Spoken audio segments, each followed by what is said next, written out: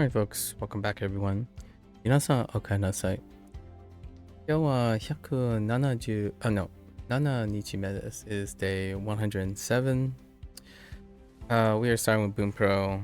There's a little bit of time before Wanikani's review, so let's get into our lessons right away. Let's see.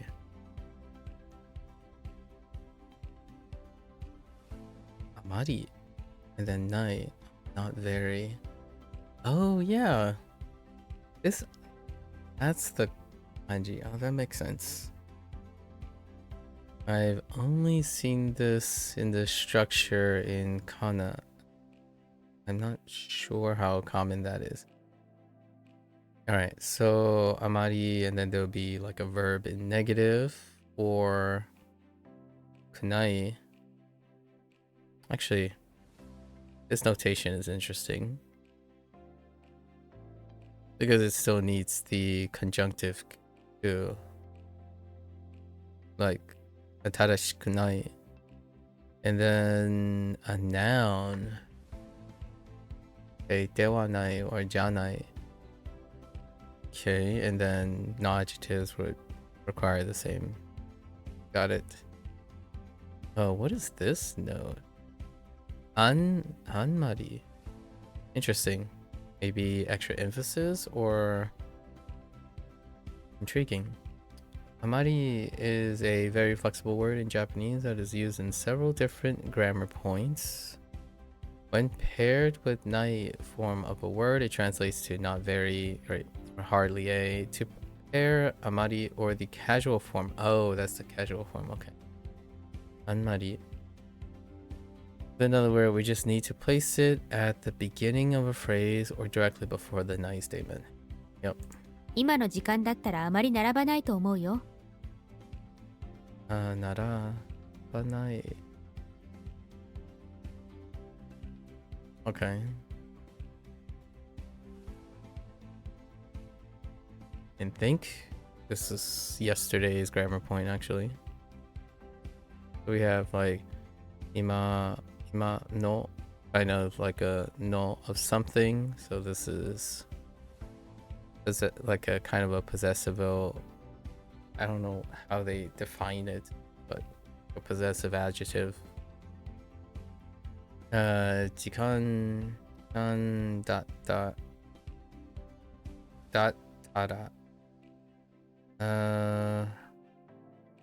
Da is, oh, that's interesting. So that kind of is past tense be, but da maybe the times, like a longer extent. So at this time, and then amari, not really, and then narabu is to line up. Narabu nai, so negative of narabu. And then to omo, so the thinking of something, and then emphasize. Yeah.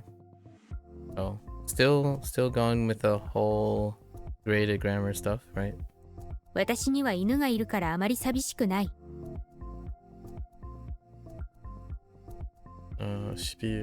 Sabi This was actually new from Bunpro.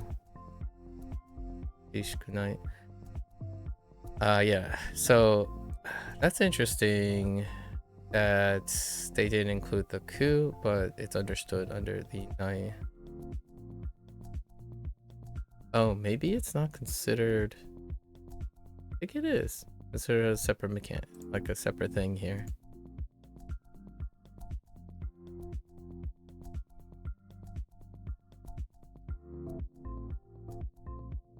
So this is emphasis. This is so or because the thing before. So I have a dog, so I don't feel lonely very much.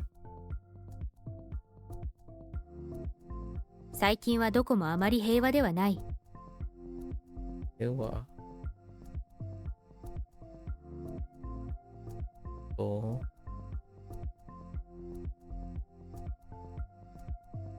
平 dewanai grammar point.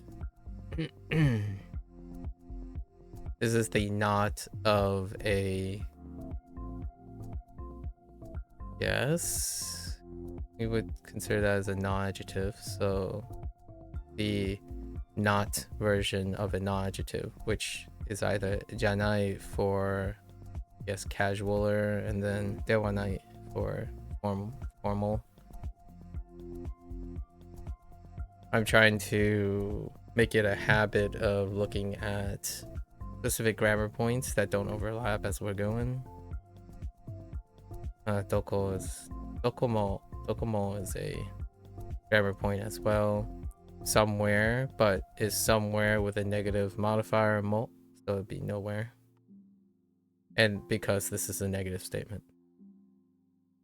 そこの肉屋の肉はあまりいい肉ではない。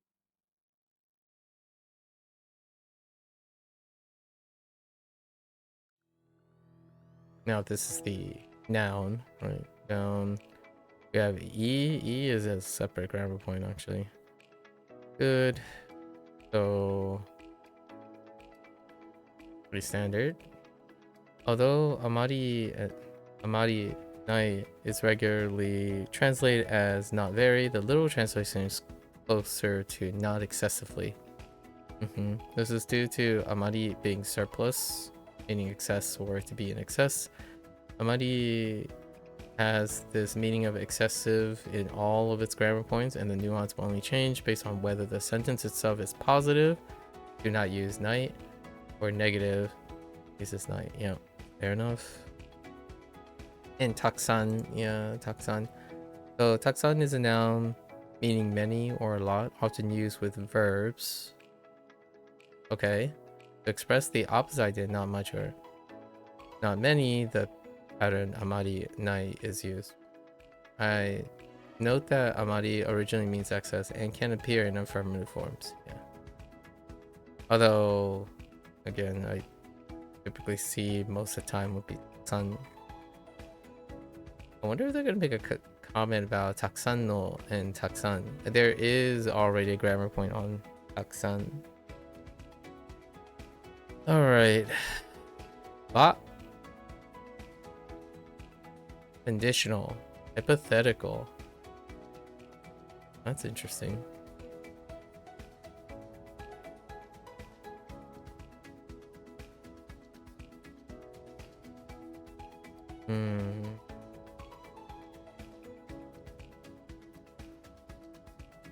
What? Oh no. Okay, hold up. So the structure is alright.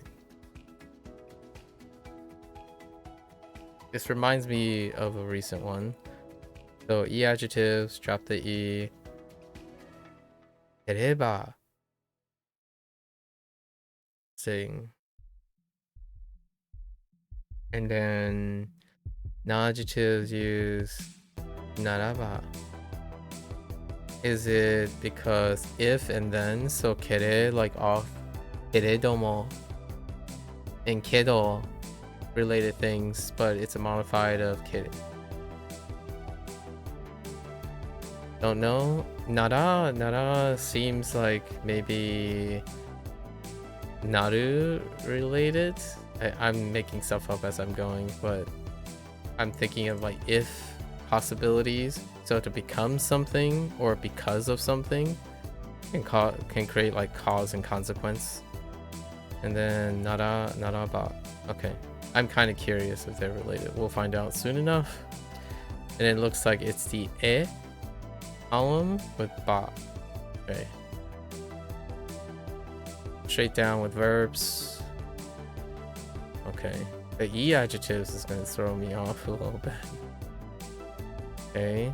And then we have exceptions, of course. Sureba and kureba. Which, honestly, that... Oh, no. Okay, I see how they're exceptions. And then the negative form, do we use dewa? No, just de na. Whoa. And the verb form is nakereba. What the world? Okay. Well, this is definitely going to be something to get used to. The E adjective is to drop the nai. Not kereba. Oh, you know, the negative form is alright. That follows a little traditional. Using de. Okay. So that means this might have something to do with a compound verb because of de being before something, as opposed to like da or not or nano or noa or something like that. There are several different ways to express if in Japanese. I have a few that come to mind. One of these is through using the conjunction. Okay, conjunction particle ba. Okay. Ba presents hypothetical situations because that means ba would be like in the middle somewhere. Ba presents hypothetical situation possibilities and pair with verbs using in u to e, right? Sound change conjugation method on the terminal last kana. Sure. Let's examine this with a few verbs first, okay? 仕事を辞めれば自由時間が増えるけど、お金がなくなる。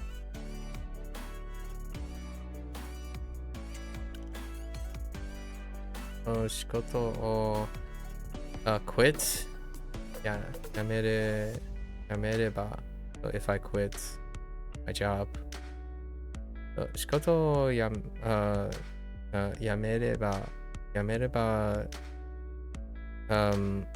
I wait, this is recreation time. Yeah, 自由right 自由時間が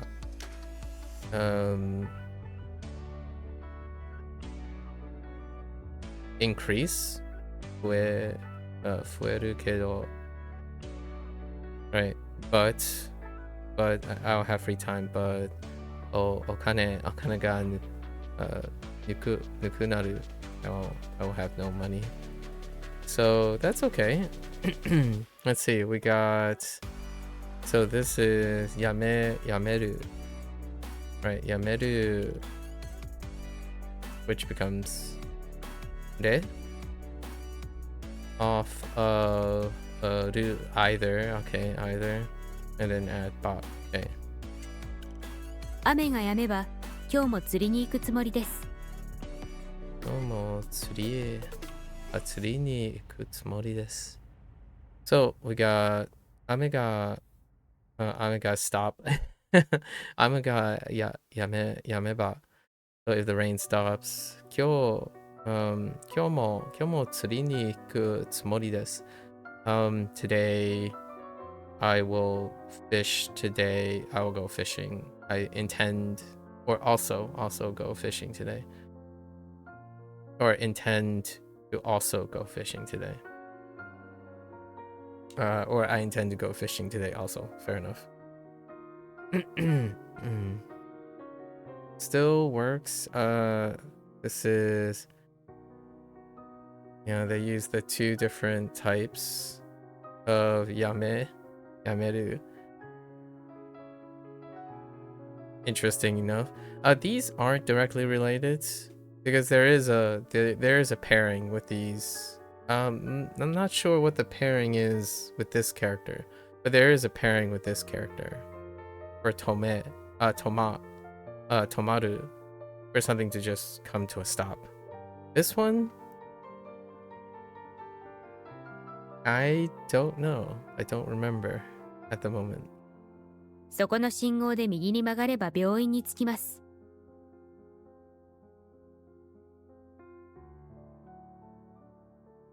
着きます。arrive.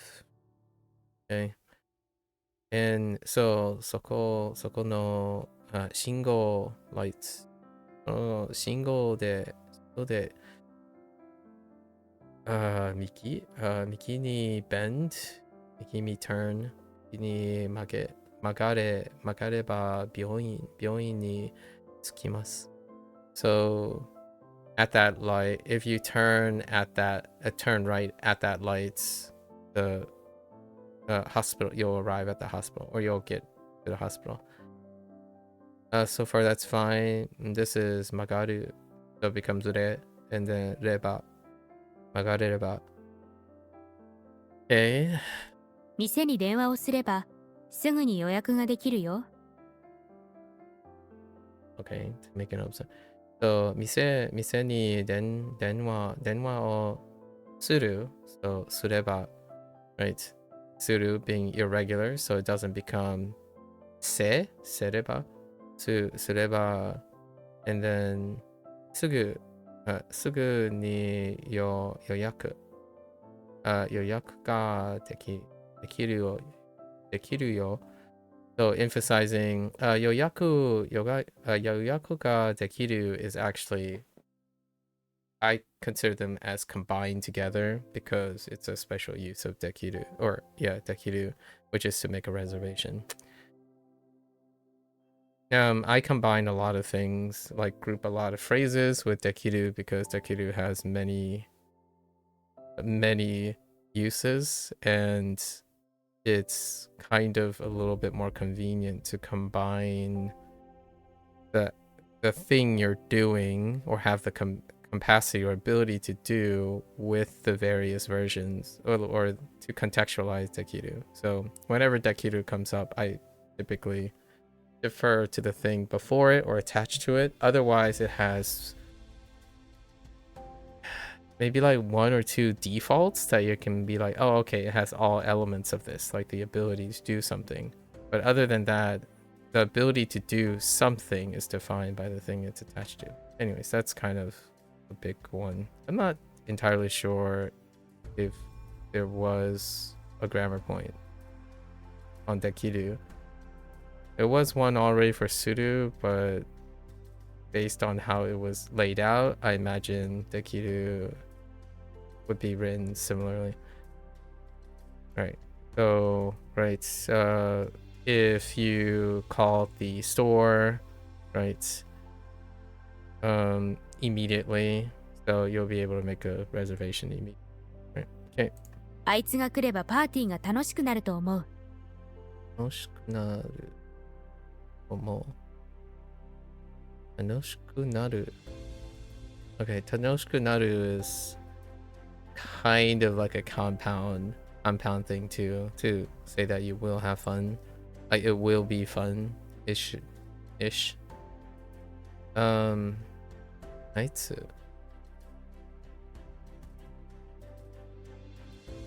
あいつが来ればあいつ interesting.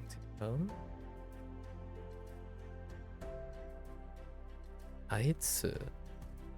Not sure about this one, so that's interesting. So where's the breakup here? Maybe like Aitsuga, and then kure. Oh no, this is come. Kureba. Right, kuru. Aitsu. I guess he? Interesting. Aitsu. Neat. 아이츠가 그래봐 파티가楽しくなると思う. Alright, as we can see with these verbs, the final kana will change to an e sound from its original u, or ru to re, right, or u to e, u to ge, etc. before adding ba.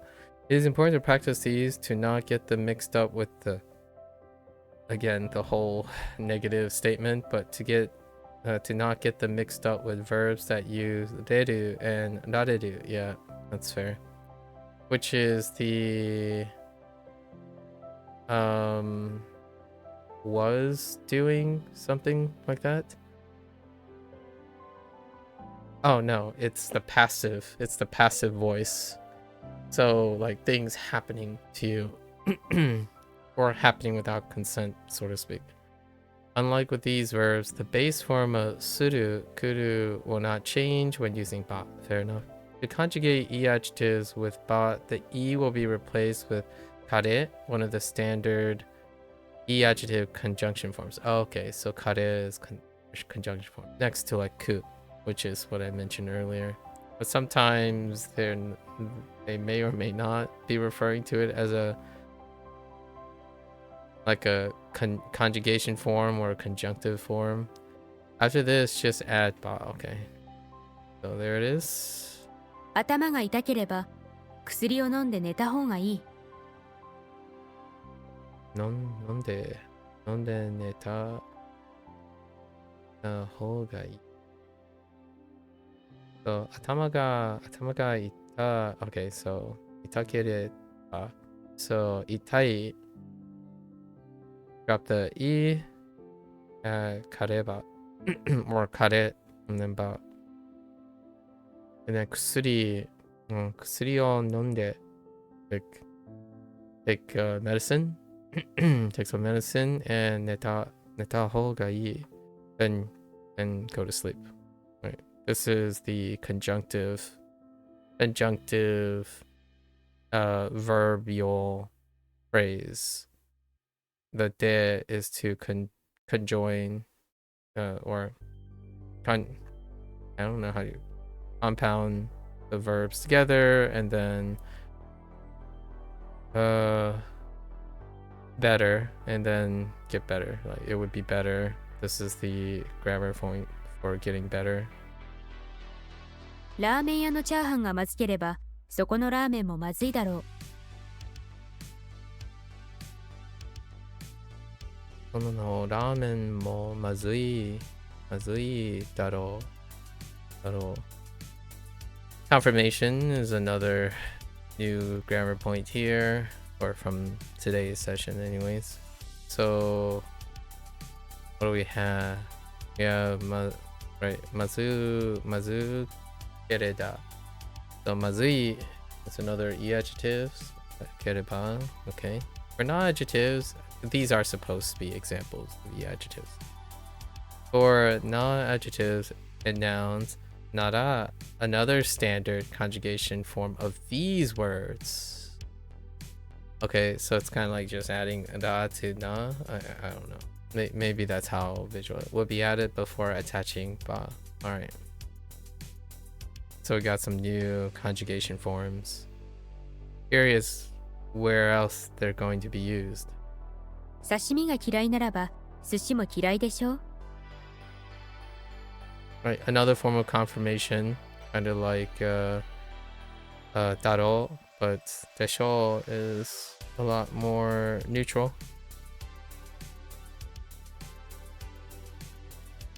I think that's it, other than kirai. Kirai is a non-adjective, despite ending with an e. One of the many. バイクならばバイク専用の駐輪場に停めてください。専用。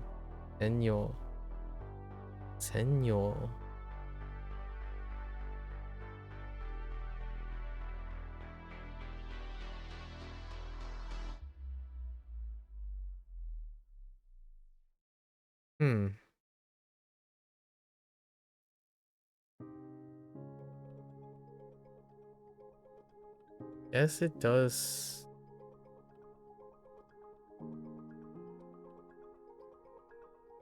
Huh. Like a place that's designated? I see. And then here's the other one. Tomete.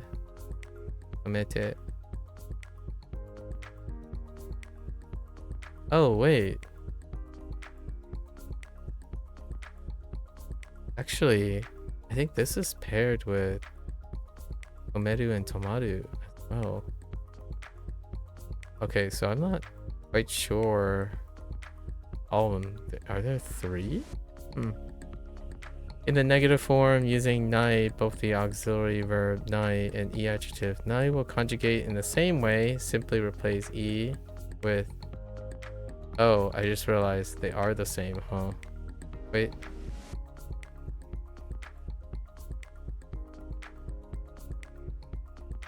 Oh, they are. This whole thing about like canceling na, I get how their notation is, but then adding back is interesting to the way they're writing it here, which is the not disappearing at all. That's how you would juxtapose the two. In the negative form using nai, both rights conjugate the same. Simply replace e with ere and then add ba. Or you remove the nai and add nakereba, right? They could have said that, but the way they write in the form notation is different from the shortcut that they're taking here, which is how I would view it as, instead of taking and then adding back. 私が作ったクッキーを食べたくなければ捨ててもいいよ。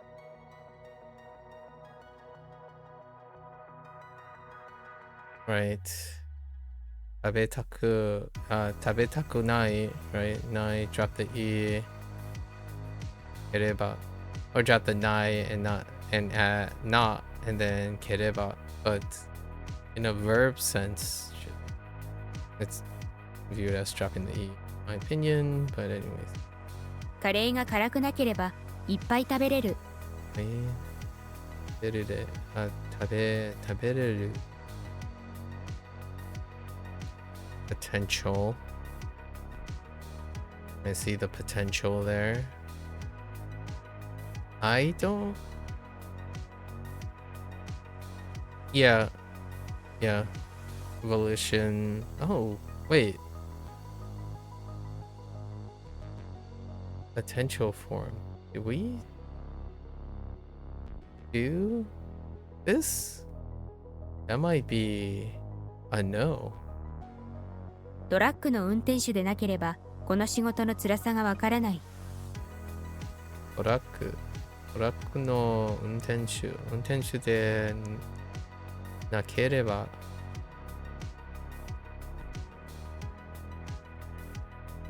Oh, the nai form.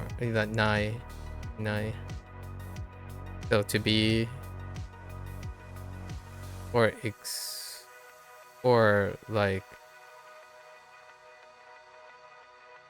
da des.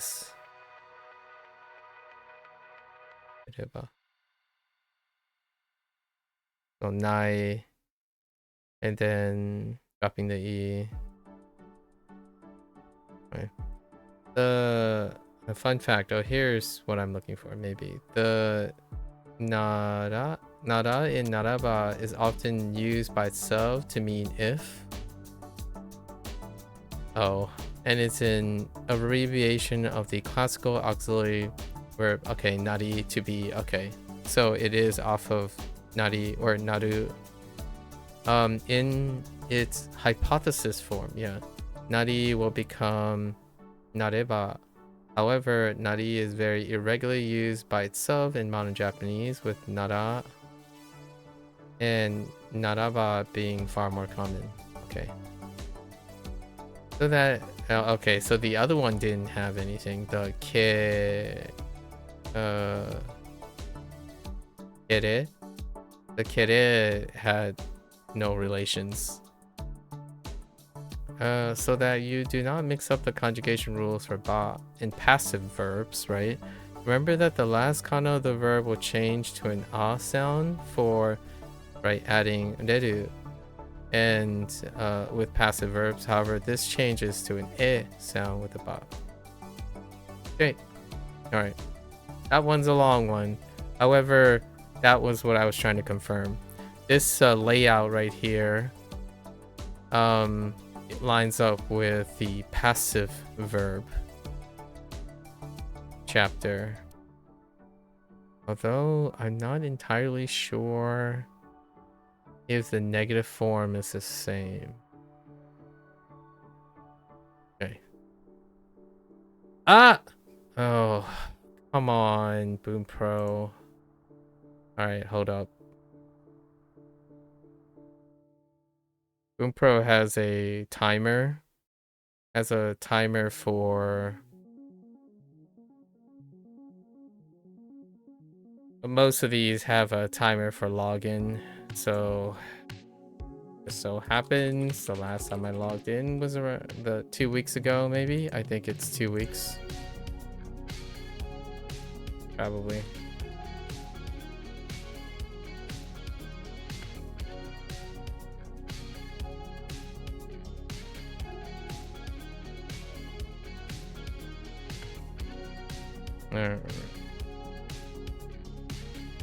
Alright.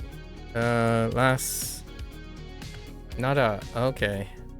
Word if it's in case, as for. Okay. Nada replaces da when used with nouns or non-adjectives. Okay. So verb need a nominalizer. Plus nada, and then ba is in parentheses. Oh, is this just saying we can abbreviate like from the bottom mention of the previous grammar point? As mentioned in our lesson about ba, yeah, nada is often used by itself to mean if. This is considered to be an abbreviation of nada ba. Okay, the hypothetical form of nari. Right. So a separate entry, a grammar entry for this. Because nari, right, we read this before. Oh, wait, because nari actually originally meant to be, its function is similar to an auxiliary verb, da, right? So if it's an auxiliary verb, then it requires a no. This means that it regularly pairs with nouns or phrases that have to be nominalized, become noun-like through the use of no. Okay. 田舎に住むのならば車を買った方がいい。寒いのならばジャケットを着るといいだろう。Okay.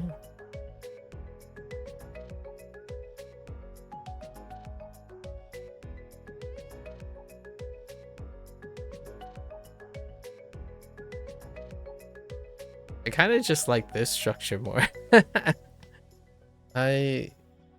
This doesn't have. Okay, hold up.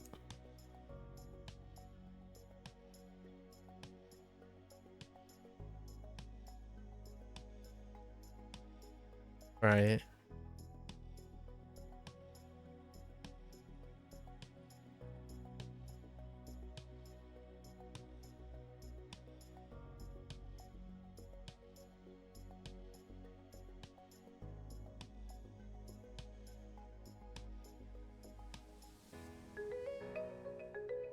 So we're talking specifically, okay. Yeah, so you can normalize it. Interesting. Alright. 無理ならいいよ。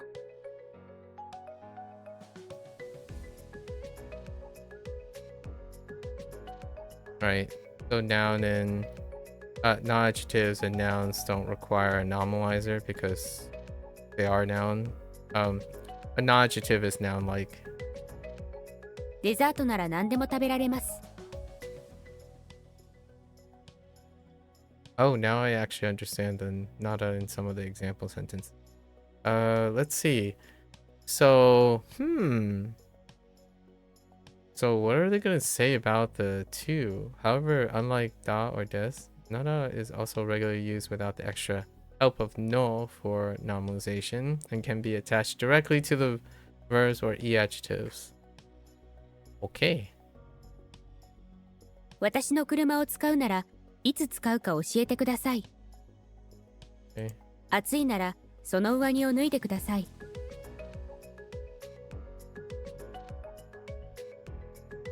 Okay. Because nada is an abbreviation of not about, it is strictly used when making guesses about what may or what could happen in certain situations. This means that it will not be used as if in statements about results that are produced through some sort of effort or training. Okay. 練習をするなら Okay, I see. Training. 漢字を書くのが上手になる. Okay. That's becoming good as a natural result of practicing. Okay, I see. Although nara comes from the classical auxiliary word nari, it should be not confused with the particle nari, which often has the meaning of as soon as or just after. Thankfully, the particle nari is quite uncommon in modern Japanese. Thankful. Anyways, okay. Now, here's... So...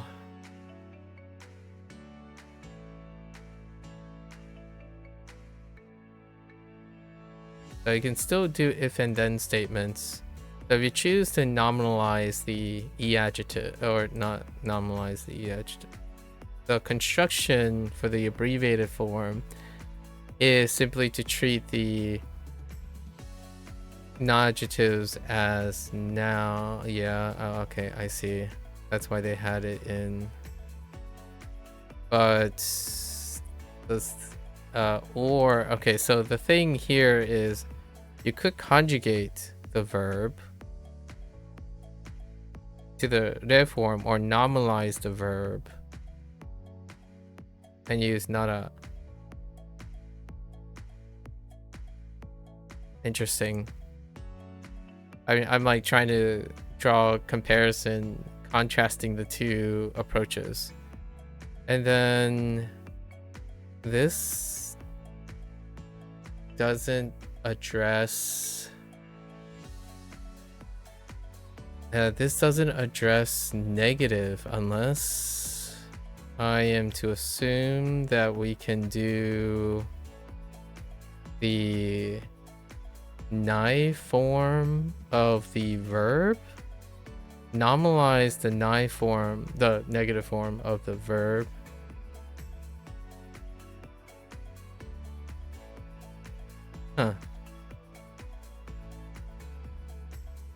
Interesting. Guess we'll find out. All right. Okay.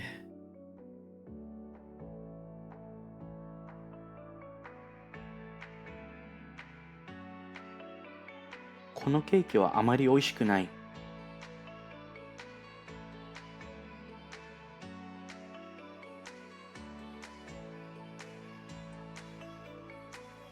The heck? Helmet? Oh, it's a helmet. Helmet.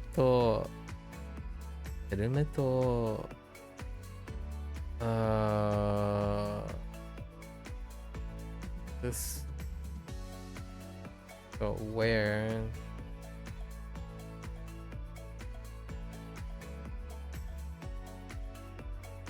Buddha about. Oh, negative form.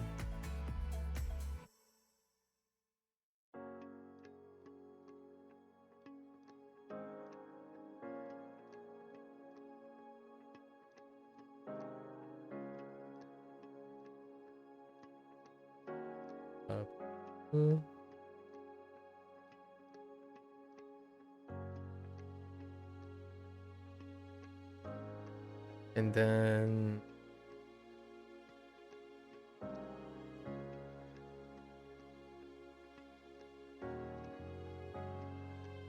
ヘルメットをかぶらなければバイクに乗れない。that's the negative form is gonna be some growing pains.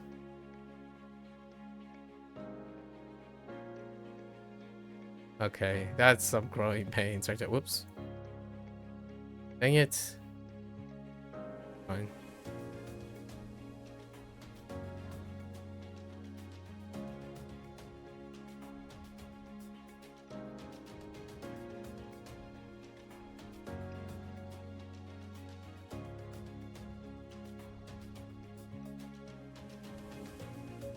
Okay. And then we have me conditional. So kimi is a noun. So we 君ならできる。 Inara tekiru. Alright. Yeah, so dekiru, yeah, the way dekiru looks is interesting. this would be an example of the whole dekiru thing. Dekiru has lots of meanings, but typically it needs to be contextualized to the thing that it's next to, but it defaults to can do or have the capacity to do. Okay. Alright, let's go to our vocabulary now.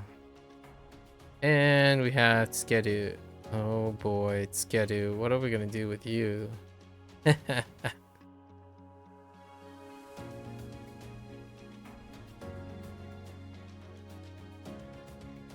And nearly all of them are usually written kana alone, but tsukeru is pretty common. Alright. You take it. Seiji. No, seifu. Seifu.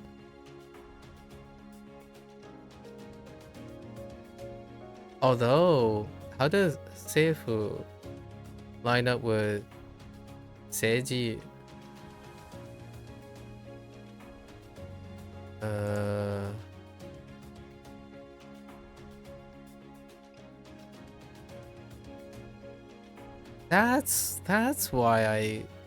That's why I keep flipping on the two.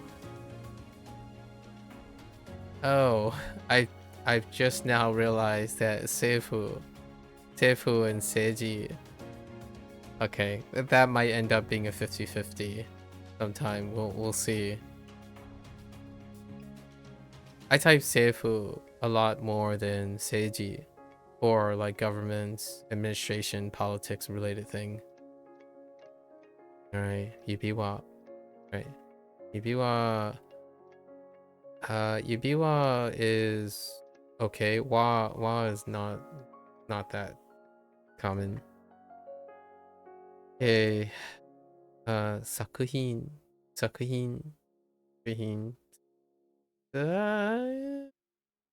could be a doozy.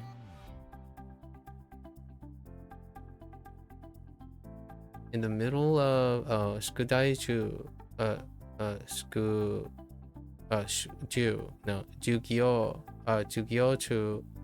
jugyo in middle class makes sense. Kaji. Fire incident. Kenko. No, kanko. I see. Very strong.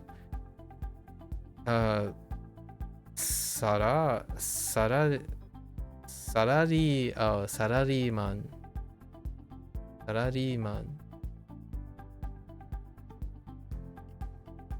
Fair enough. Suitcase. Suitcase.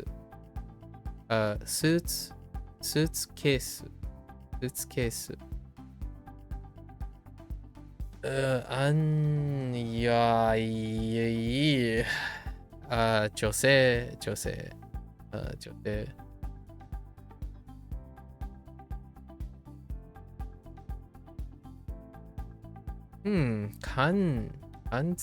Kansai.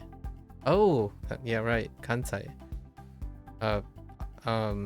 I call these proper words, proper noun words. So you know it if you know it. And you know it by its sound and its context. Like, I don't know if there is a word kansai. I don't think not that I'm aware of. So I default to kansai. So when I hear, oh, actually, I take it back. There are homonyms. I'm kind of curious. Oh, look. This is like the next stage of stuff, looking for homonyms. Right. The other one, okay. I think kansai is pretty safe. Pretty safe, I think.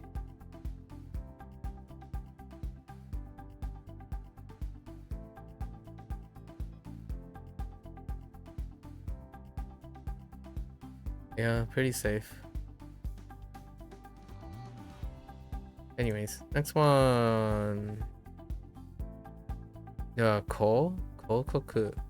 it's an announcement or an advertisement. Actually, kokoku very commonly used as an ad. Whenever I think of an ad, kokoku. Terebi, terebi no kokoku wa.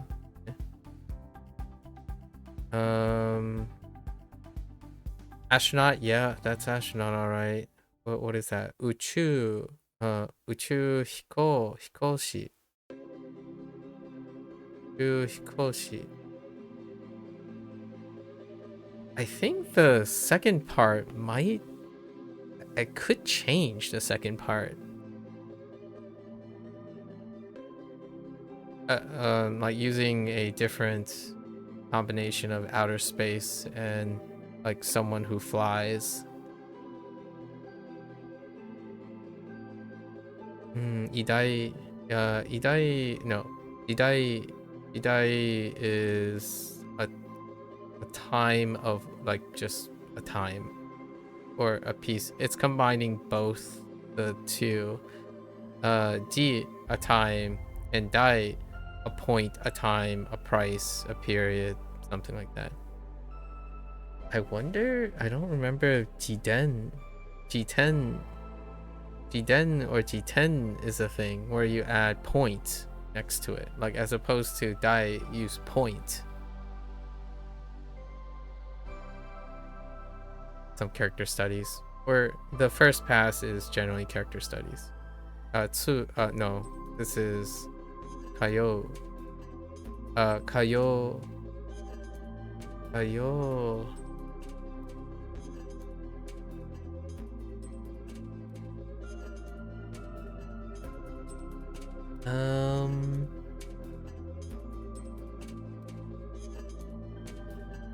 This one might be a problem. That read did not come to me.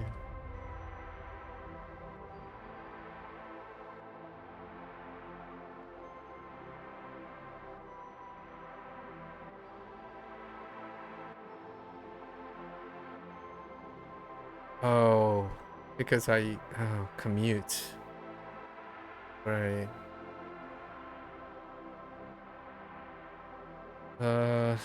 That's off too, right? So we'll have to write something on the way back. Actually, we should write something on the first pass for the kanji study. So what? We got two pass through.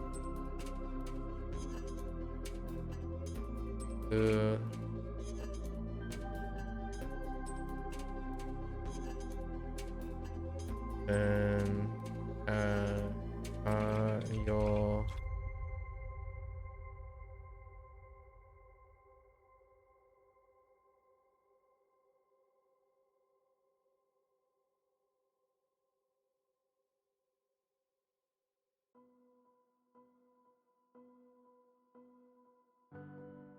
and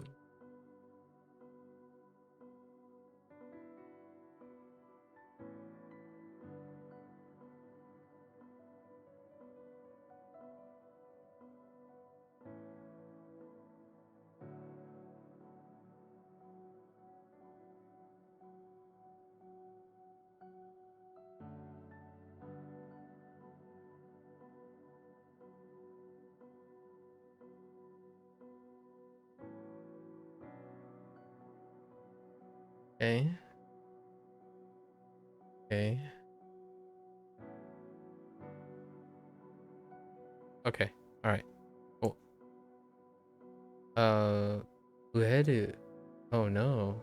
Ueru. Kind of okay. Ueru.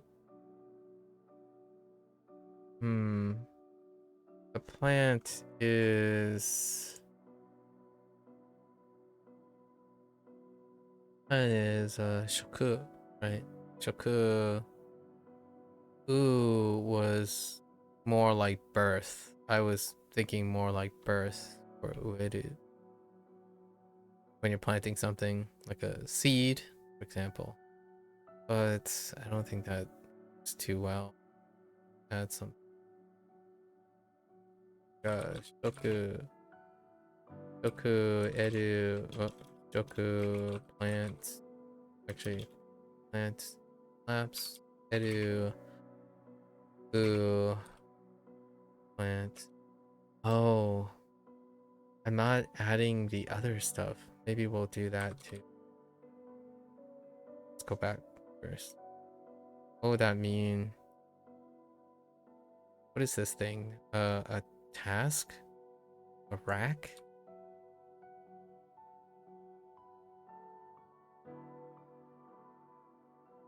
Task. Or is it... Maybe I don't need... What do we have? Like scooter, task, and mama. I kind of want to be a little bit more elaborate. Do all this stuff. So scooter.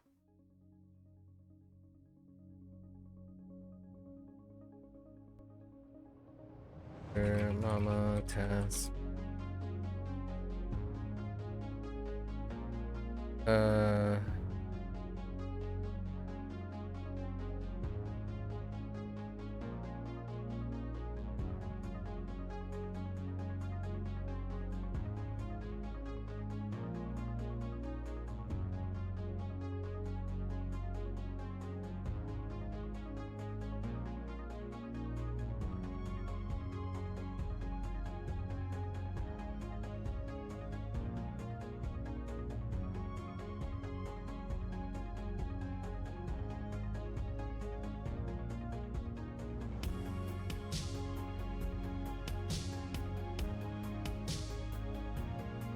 Okay.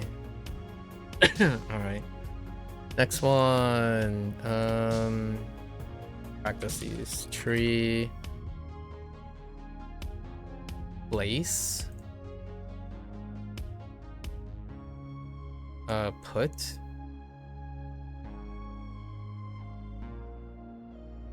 Or straight. Okay, straight. Tree, straight. Shoku. Eru. Don't need plants. And plant. The tree.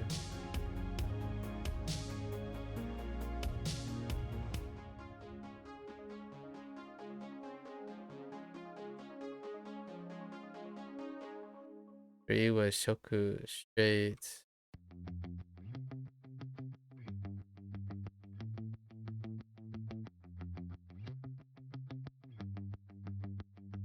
Planted. Straight. And shoku. Shoku with edu by Actually works out pretty well. Alright. Next one. Mi. Mikata. Mikata. Right. Oh, this is weird. Dang, Mikata. Mikata is weird. Friend, ally. Okay.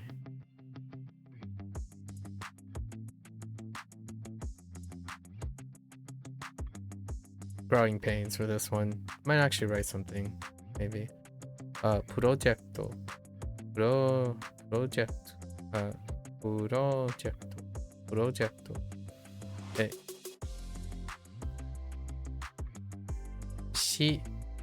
Shikari.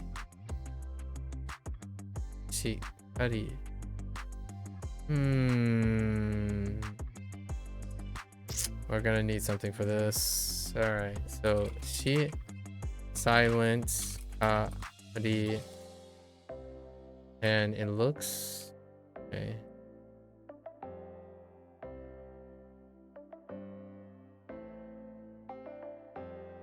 Alright. Stick the first tightly. The silently.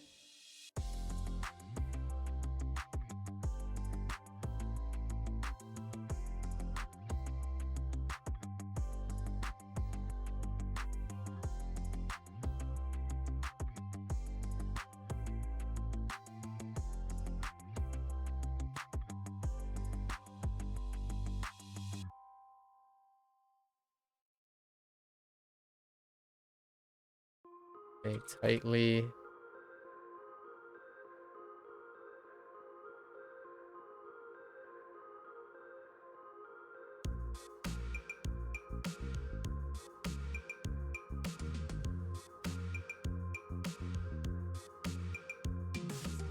Now to the ah. Konbanwa. Anura. Konbanwa. Held to the car while you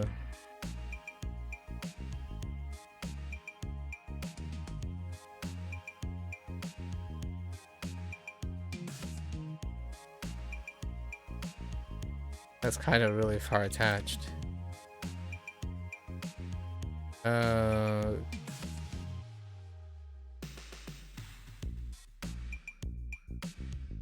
Island.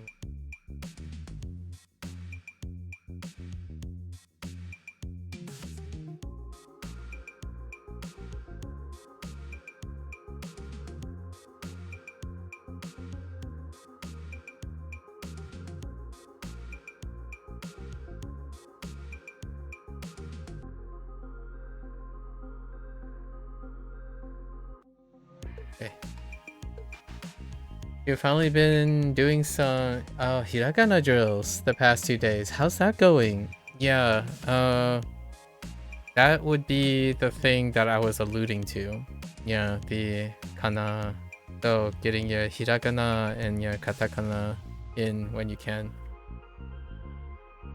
Did you go through the hiragana as a full thing, or you're doing it in like bits and pieces?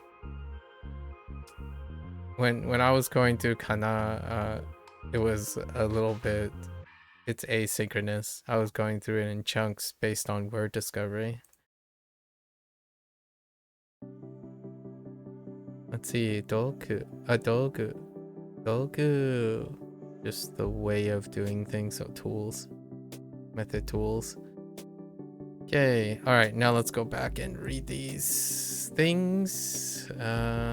Tsukeru, the action of adding or attaching something to another object. Yep, and you can do that in many different ways. You can attach things in many different ways. Wearing, attaching a note to a piece of paper, attaching writing to something, attaching a price to something. Oh, Tsukeru. Very multifaceted. It's kind of like Dekiru. It requires something next to it. So this one's pretty good. You sign up for Bunpro and just printed out their chart and going through their practice hiragana to recognize the characters. Solid. Yeah. Bunpro for refresh this for a sec. Okay. So for Bunpro, the one boon about it is I think Bunpro is a fantastic place to form your foundations. So most of Bunpro's way of presenting information tends to be foundational. So you're gonna get used to, you either know it or you don't, but you know when you know. So drilling is the starting point for Bunpro, which is nice. Or it can be nice, it can be also rigorous.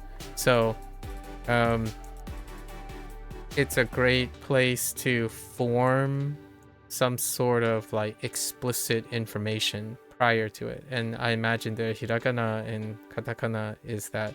The reason why I mentioned this is hiragana and katakana, there really isn't, there's some little tricks here and there for sounds, but mostly you kind of drill it and then you know it or you don't, because it'll occur no matter what you do. So it'll be reinforced later based on its use, because you can't say tsukeru. There's no way you can do tsukeru without your kana. So right quick, get yourself familiar with it, and then you have plenty of practice in the future. You just look at it, see it, and then anytime you like go and do your kanji studies in the future and whatnot, you'll always use your kana as the basis. Alright, seifu. Seifu, the system or group. The system or group of people responsible for governing a country or region, right? Seifu, which is going to create a 50-50 with seiji. Growing pains. A circular band worn on a finger, often as jewelry or a symbol of commitment. Let's picture it. Yeah. And then you'd be wa. Wa would be...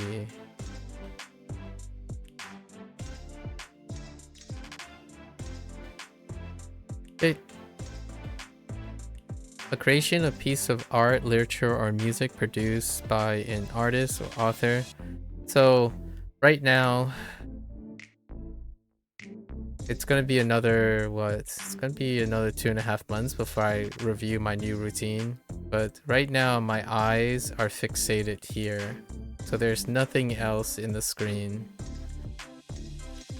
Since I'm going through a second pass, and the second pass is to read this and imagine this, and then sometimes I like air write with my finger because it's a great way to get into the stuff.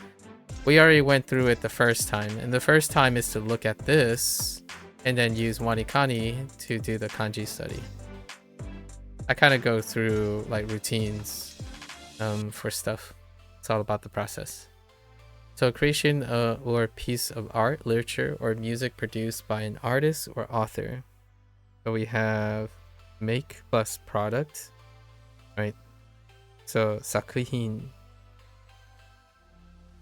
This is eventually, if you're interested, wanikani. So to illustrate what wanikani does outside Bunpro. Bunpro does not do this. So this is vocabulary on Bunpro, if you want to give an idea of what Bunpro is. So Bunpro will give you the characters, and then they'll define it in English, and then they'll give you a summary if there are multiple jisho things. They'll try to summarize the essence of the vocabulary if it has like a lot of uses. They'll give you your pitch accent, and then for vocabulary, it's TTS. So these will be TTS samples. Sakuhin. The grammar section are all like voice samples. They're native voice samples. And they'll give you a bunch of information, sentences. You can add your own sentences, separate the... So it's feature rich in terms of explicit information. However, since I do use wanikani, I can illustrate. So wanikani, the first time through, every time I do a vocabulary section, I go through all 20 and I only stare at this. This is the only thing I stare at, because in order for me to practice wanikani, I have to study my characters. So wanikani's routine involves, you have 3 things here. 1, 2. So you have 1, 2, 3. This is person, or a leader, if you will. This can be seen as a saw or a key. And this can be seen as a stack of boxes or products. And then each character is a thing.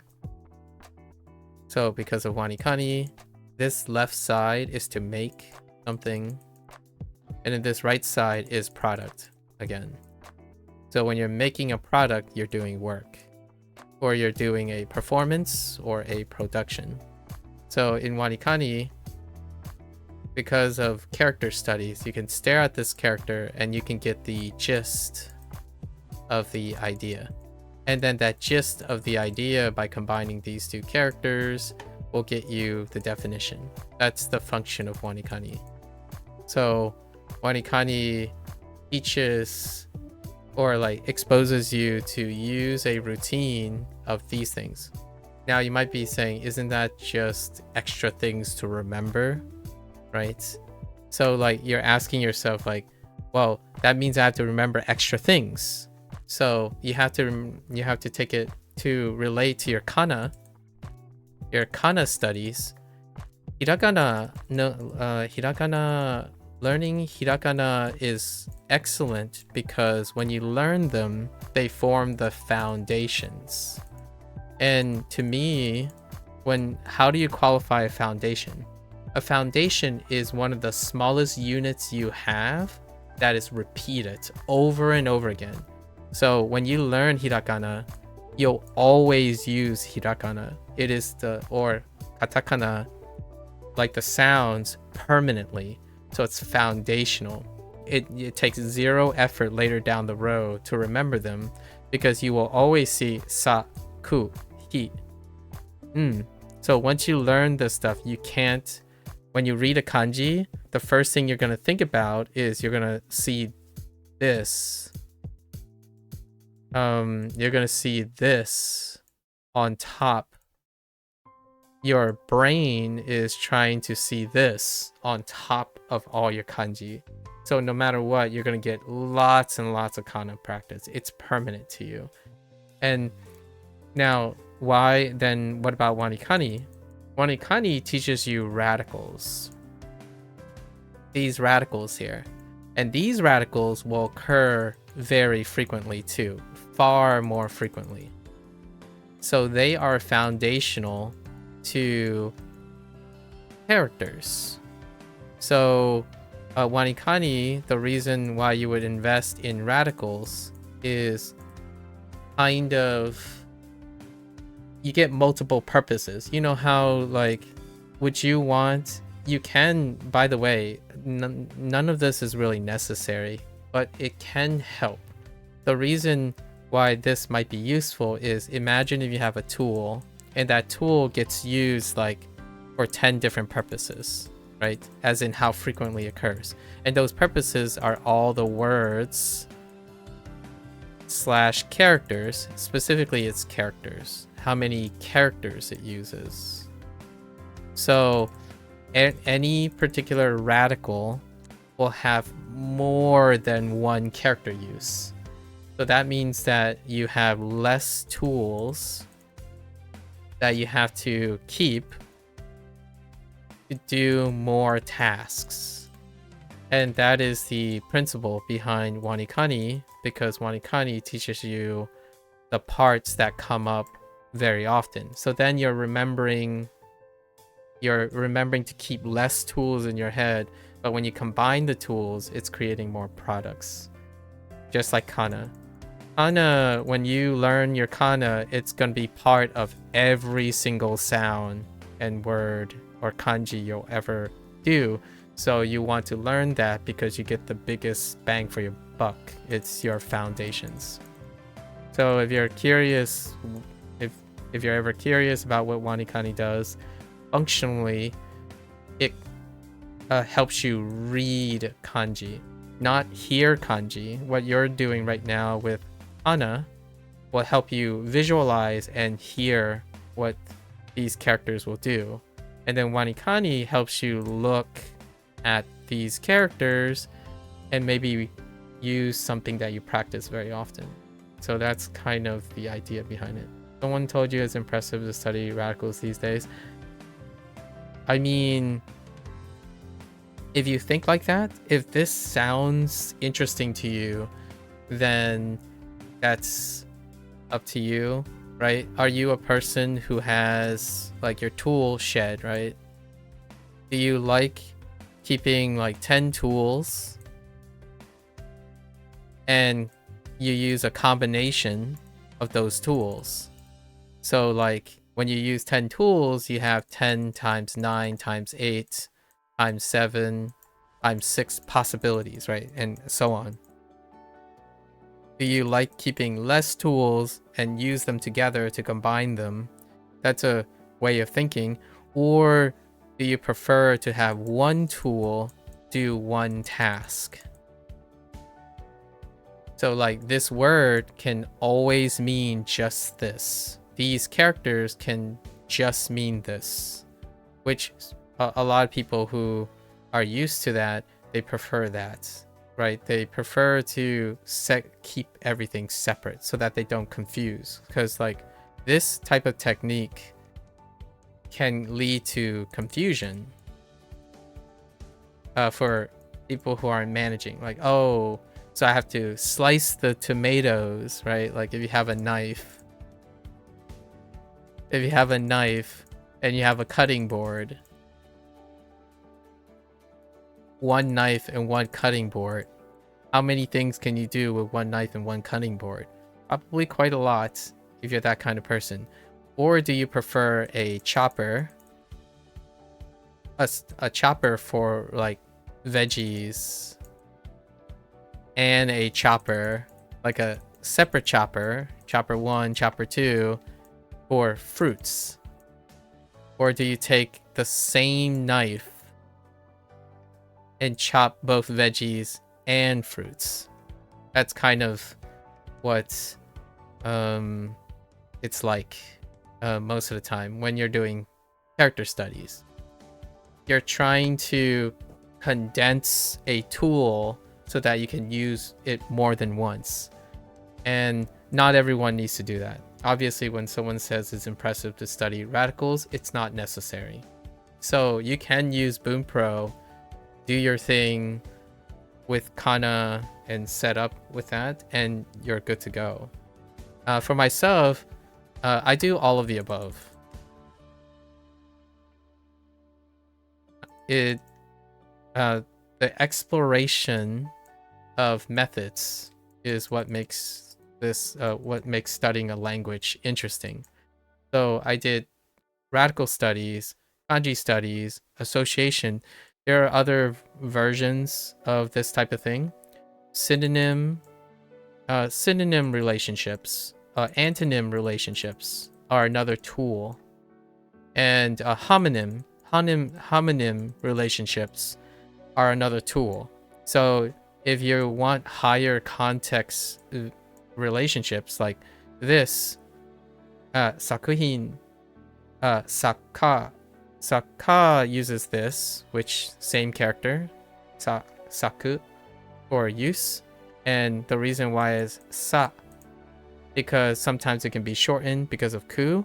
All of these associations is another tool. I associate saku with sa, without a piece because it's a separate rule that relates. And then ka is a person. So when you relate and hear saka, there's a chance is an author or someone who makes something. And this complements with someone who makes sakuhin, which is a production or performance. So this is another type of strategy of learning or memory retention, which would be very relatable. Like if you think of anime, you know manga, because manga and anime are connected based on context. Right. So far, what you just told me about this kanji sounds interesting. You can see yourself being interested in learning the different associations. Exactly. You have basically said the key word that I wanted to say all the time. My broken record moment is the keyword association. For me, whenever someone needs to remember something, like when you see something and you just want to use it, right? Because when you apply something and then you use it, if you associate it with your existing memory, so if you're constantly building on your existing memory, it becomes less and less effortful to retain something. So then you can focus on picking up foundations. So a lot of times people always want like the quote-unquote short hack to how do you learn something foundational and immediately remember it. The quickest way is to use an association to your existing memory. And oftentimes when you invest in foundations, everything attaches back to the foundation. So you take foundation to attach it to your existing foundation, which you already have because you're an adult, right? Or you're someone who have learned something, or you have English, for example. English can form the foundations of your new foundation. And then Japanese will then link up to that. That's usually why people they often like to start with, let's do all the kana in one go, right? This will create foundation 1. And then let's do the radical studies. This is foundation 2 for the script, right? And then grammar, which is what Bunpro does, which is a foundation for sentences. So grammar is your association because you can associate with your English grammar. And then you can create that association, even though it takes an extra step, right? People argue like, oh yeah, but it's an extra step. Right. That extra step will become optional in the future when it comes to output. However, that extra step is also very vigorous in creating association or retention. So sure, you're not as fast, like you're, translating, for example, translating this thing. Sure, you're not that fast at first, or it slows you down, but what you're actually doing is you're remembering two things. You're remembering two connected things. So despite you being slower at first, you didn't forget it. Oftentimes when people think about optimization for speed, what they typically do is they compartmentalize. So instead, rely far more on rote memory. Rote memory is the antithesis of associated memory. So if you have time to use rote memory, that's perfectly fine. If you have the decent, if you want to iterate very quickly, rote memory is great for foundational work. So that's the idea of your word that you use. You are drilling. You're drilling to create quick rote memory, and then you're hoping that with that rote memory, which is, in my opinion, limited, maybe like you would cap out at like 100 items a week or something. But the thing is, the rote memory allows you the opportunity to immediately associate something with it. And when you create associations with something that you're holding in rote memory, it will be permanent over time. So kana is a great one because no matter how much time you use rote memory to learn kana, like you're drilling and just memorizing it, right? Immediately, whenever you're going to learn anything else related to Japanese, it's going to hit your rote memory over and over again, which creates the permanent association with your rote memory. And oftentimes when you're learning stuff like kanji, or like if you use wanikani for radical studies, that rote memory you're using for the radicals become attached to the existing rote memory of your kana. And until when you create this network, then that's what solidifies the rote memory into your associative memory, which is your permanent long-term memory. So that's the attractiveness of using radical studies. Not that you have to. I don't necessarily think most of these tricks, you don't have to know the antonym of this, but the way I do things, that's how I do it. So oftentimes when I'm looking at this character, I can think of like 6 words that would use this character. This one, it's kind of cheating. They're different versions of a verb, but maybe like 10 words. And you don't have to think about them, but I typically try to think about as many things as possible when I'm learning. So, and if you're thinking about this, like work, well, in English, when I say work, you can think about maybe 30 or 40 different ways to explain what work is, right? That's your associated memory. It's your neural network that is doing that. And in Japanese, I just start with it. So anytime I learn something, I attach it to something existing. It's what I typically refer to as learning by association.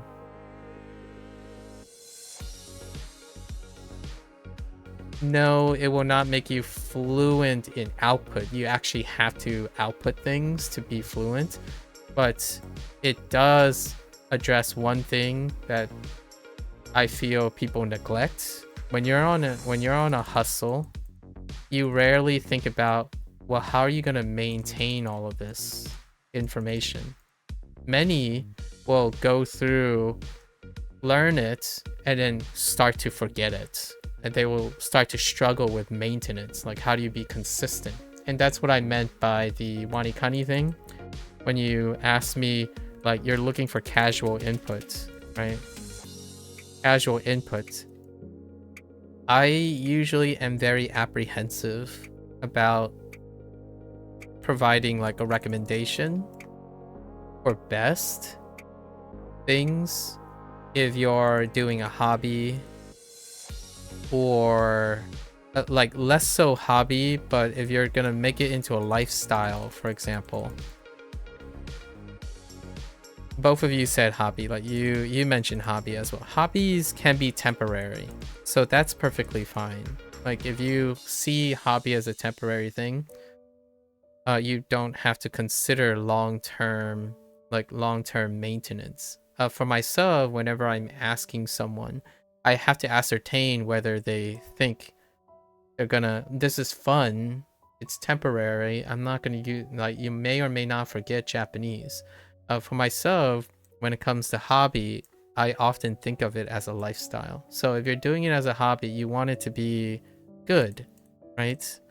You want it to be permanent, as in you could see this be something that you can rely on for the rest of your life. That's kind of how I interpret what a hobby is. Other people can see hobby as temporary. Oh, I play a video game.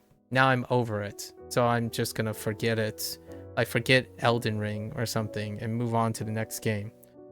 That can be something that other people can answer. For myself, we talk about habits. Always habits. Habits and associations to maintain stuff. So why do you, like, what is the incentive for studying radicals? You are more and more likely to retain it for life because you can't not see radicals multiple times. You can see this character as one thing. I have talked to and like interact with someone who sees these as singular things. So if you see this character as a singular thing, it can only mean that when you look at it. So they will only know this as hin. And oftentimes that's not even true. Hin is an onyomi. This character has multiple reads. And if you're constantly thinking of it as one thing, then it's very difficult to look at this and see more than one thing. So there are others who learn really well, like we have similar competence, as in we can produce sentences. The thing is, I typically work on process-oriented stuff. So process-oriented stuff is habit forming. It's habit forming because it occurs multiple times. So like, what is a habit formation? Eating, dieting, sleeping. So in language, it would be sound, probably a sound. So kana is a habit formation. You need to form a habit of kana. If you do not have a habit of kana, then Japanese is going to be a very, very unfortunate experience. An unfortunate experience that you may learn from understanding that you have to develop a habit for it. And then reading kanji is another habit that you're going to have to develop. So it is involved strongly with process-oriented thinking. You have to form the habits. You want to read this character. And the thing is, in the beginning, you're going to form one habit first, which is your kana. And then one day you're going to have to decouple. A lot of people say you want to decouple the kana in order to internalize the kanji. However, for me personally, I do both. It doesn't really matter. Like, there is optimization. So people who compartmentalize, optimize, they don't associate, in my opinion. They associate maybe temporarily, but they optimize. So whenever you hear someone say, oh, I've read kanji for so long, it's kind of weird when I see the kana. It's like, exactly, because you optimize for something. And sometimes, and optimization is not the same as association with maintenance. So yes, there are things that you will do less of. In the future, when you read this kanji, you're going to do less kana practice. Like, you're not going to see these characters. You're actually going to see this. The thing is, it doesn't stop you from doing it every once in a while. And that's what I'm doing here. So going back all the way to the beginning, what am I doing right now? I'm every now and then finding a way to practice my character studies so that my character studies continue to be maintained. But much like working out, you don't have to do it as much anymore because it's a habit, right? So I don't want to lose my character studies. It's not a means to an end for me, right? It's a process. If you're goal-oriented, what happens, in my opinion, for most people who are dominantly goal-oriented, is eventually they will get rusty with their kana. Their kana will go down, not to a deficient event, and then if they use wanikani, whatever they learned in wanikani will go down because they don't trigger it anymore. They see it as a means to an end. For me, it's rarely ever about the goal. So that's what I meant by, is your goal to get to the end of a lifelong skill, like to keep your skill for life or your habits? Like when you're investing, do you feel like you want to keep all the value with you? If you're that type of person, that type of mindset, that was what my commentary was towards. But if you're someone who says, nah, I just want to get to whatever normal people do when they're speaking Japanese and forget about the rest, that's fair. So what you're trying to do is then you're learning kana to get as quickly as possible to kanji. And then one day, if it goes backwards, your kana is going to get a little rusty, but it gets triggered anyway, like by happenstance. For myself, I actively practice all those things. So every once in a while, I'm like, how do I get wanikani into my Bunpro? Because I kind of want to be able to explain these things. And if you're asking me, why would you want to remember the process? What's the purpose of remembering the process if you can do everything, do the last thing, the best thing? It's because I like teaching. My goal is teaching. When I provide advice, or if I ever get told or asked to provide advice, I need to know where you are, like where someone is. It's kind of like having an expert, right, who only cares about performance, trying to explain to a beginner. And then the expert's like, oh, it's easy, just read a lot.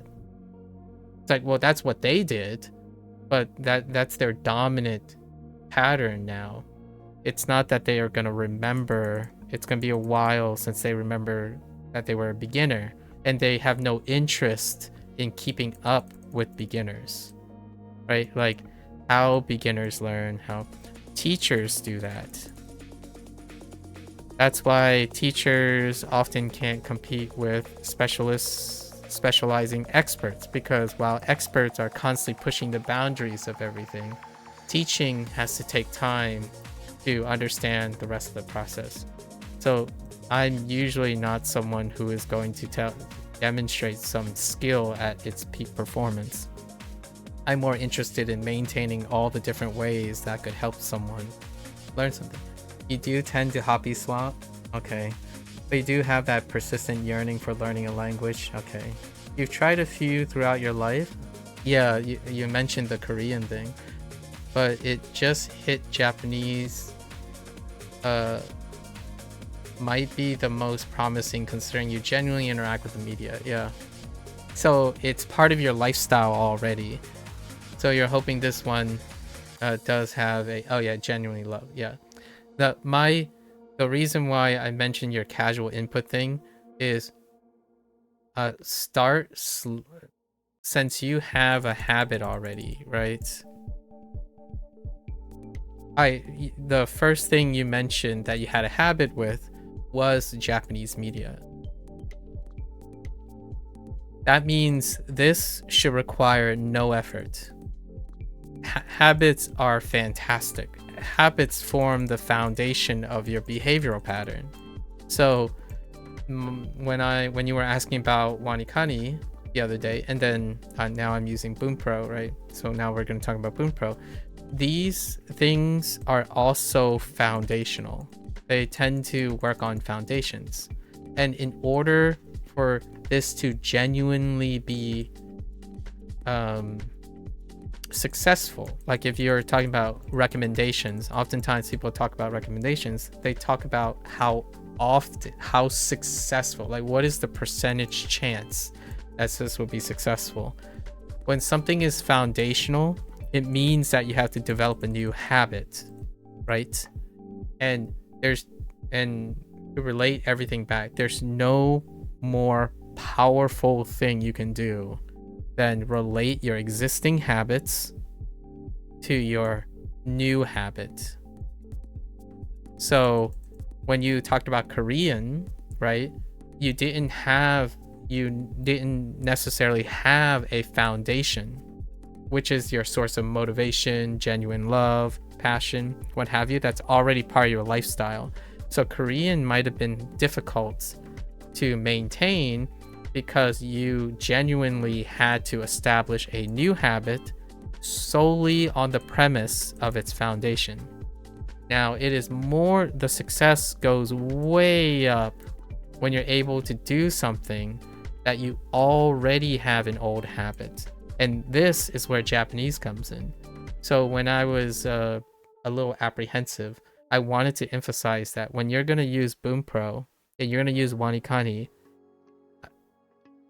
try your best to attach it to your existing habits, because this is your source of motivation and passion and drive until you used Bunpro and Wanikani long enough to associate with either your existing habit of liking Japanese things or media that you're already doing, because every time you do your old habit, you're going to think about Bunpro and Wanikani, right?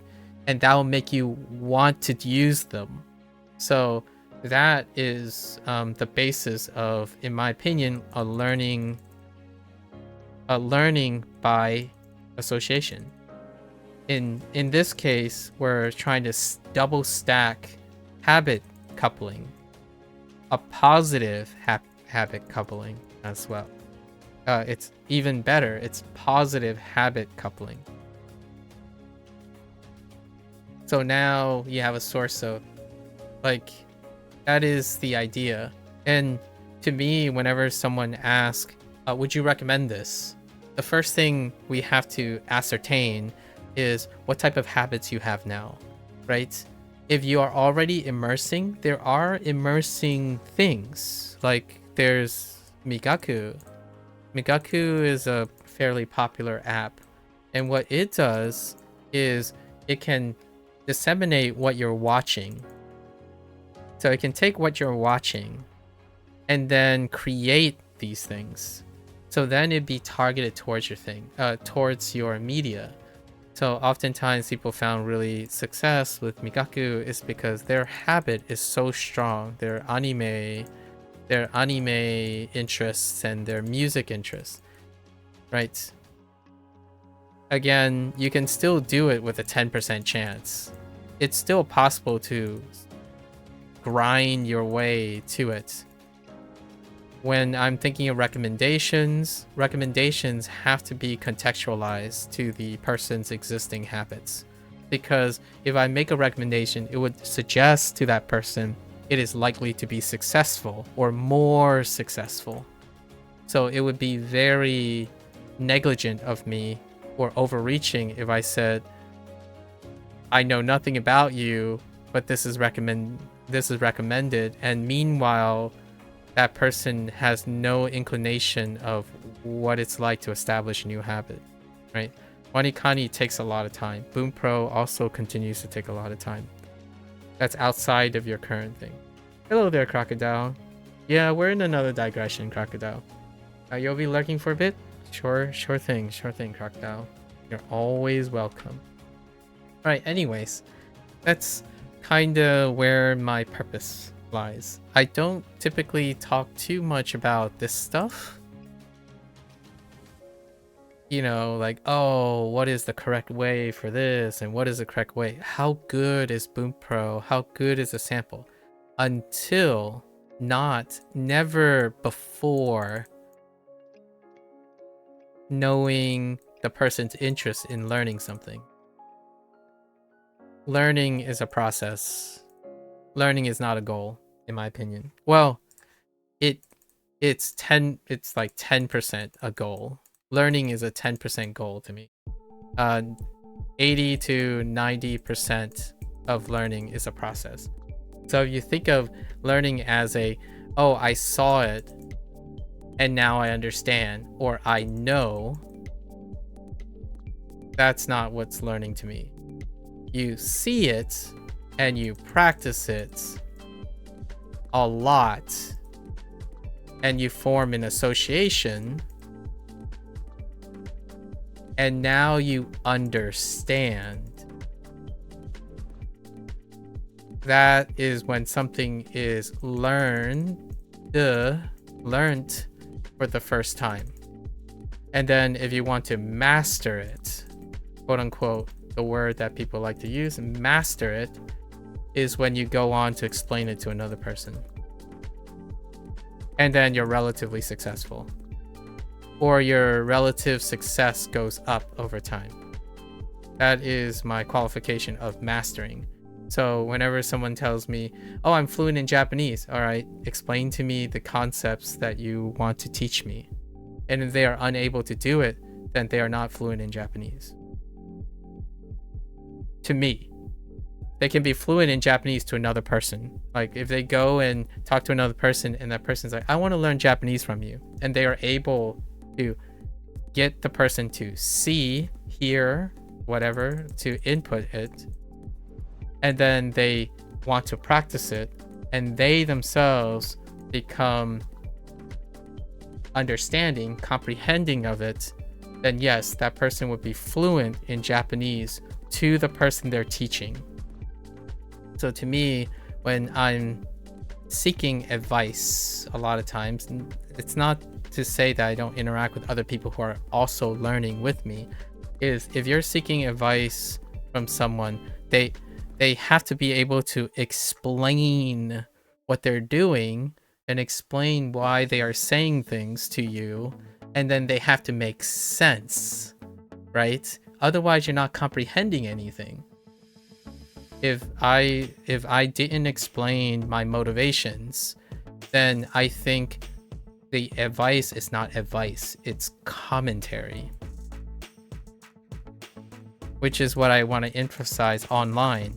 Oftentimes when you're watching a YouTube video, you're really watching commentary. In my mind, you're watching commentary. You're not watching a recommendation or a advice. The only way it can be an advice or recommendation is if you can't talk to the person immediately, you would have to know yourself. So you would have to be competent in the thing already. That guarantees, that more increases the odds of the tool working or whatever the product is, right? You're having an informed decision.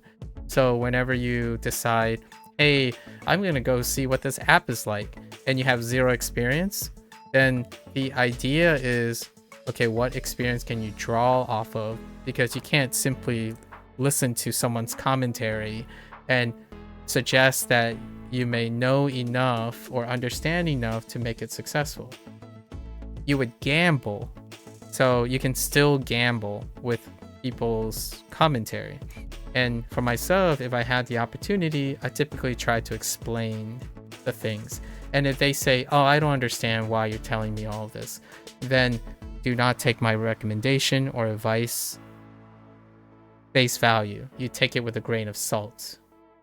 If you do not understand why I'm saying things and emphasizing things, then usually I would say take this with a grain of salt, because I'm providing commentary, no advice or recommendation. This is a super important thing to me, and I'll say this again and again. Like, if you just happen to be around when another stranger comes by and say, hey, what are your thoughts about Bunpro? Would you think that I can benefit from Bunpro? And I would do the same thing again. Every single time, it's like 2 or 3 hours. That's why Crocodile made the comment about, good day, mate. Good to see you're on another digression. I'll be lurking for a bit. That's how I go about things. I'm not the best person to advertise things on a whim. Like, oh yeah, I'll recommend this for a goal, which is what DMF did. DMF wanted to truncate and be very quick about it. So they simply said, if kanji is your goal, then it's a recommend. So now what is the assumption that person was making? The assumption is that you have kanji as a goal. You like to do character studies.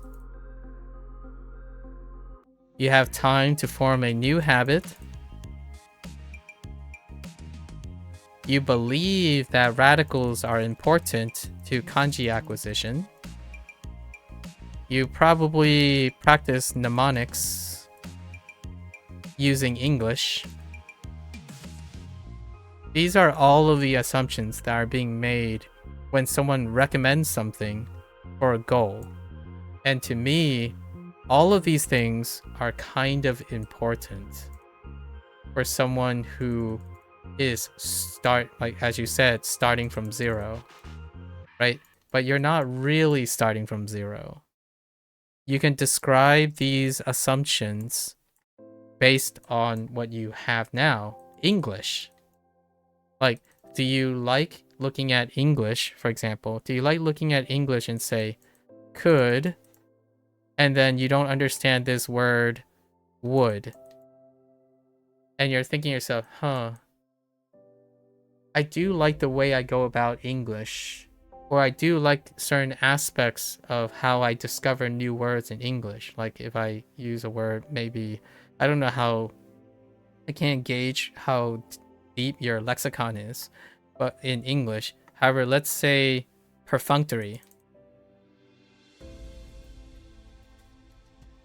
So if you like the idea of perfunctory, I'm not sure if you know this word, but let's humor me. Let's say you're like, I have no idea, but perfunct and tori. So you could take a guess.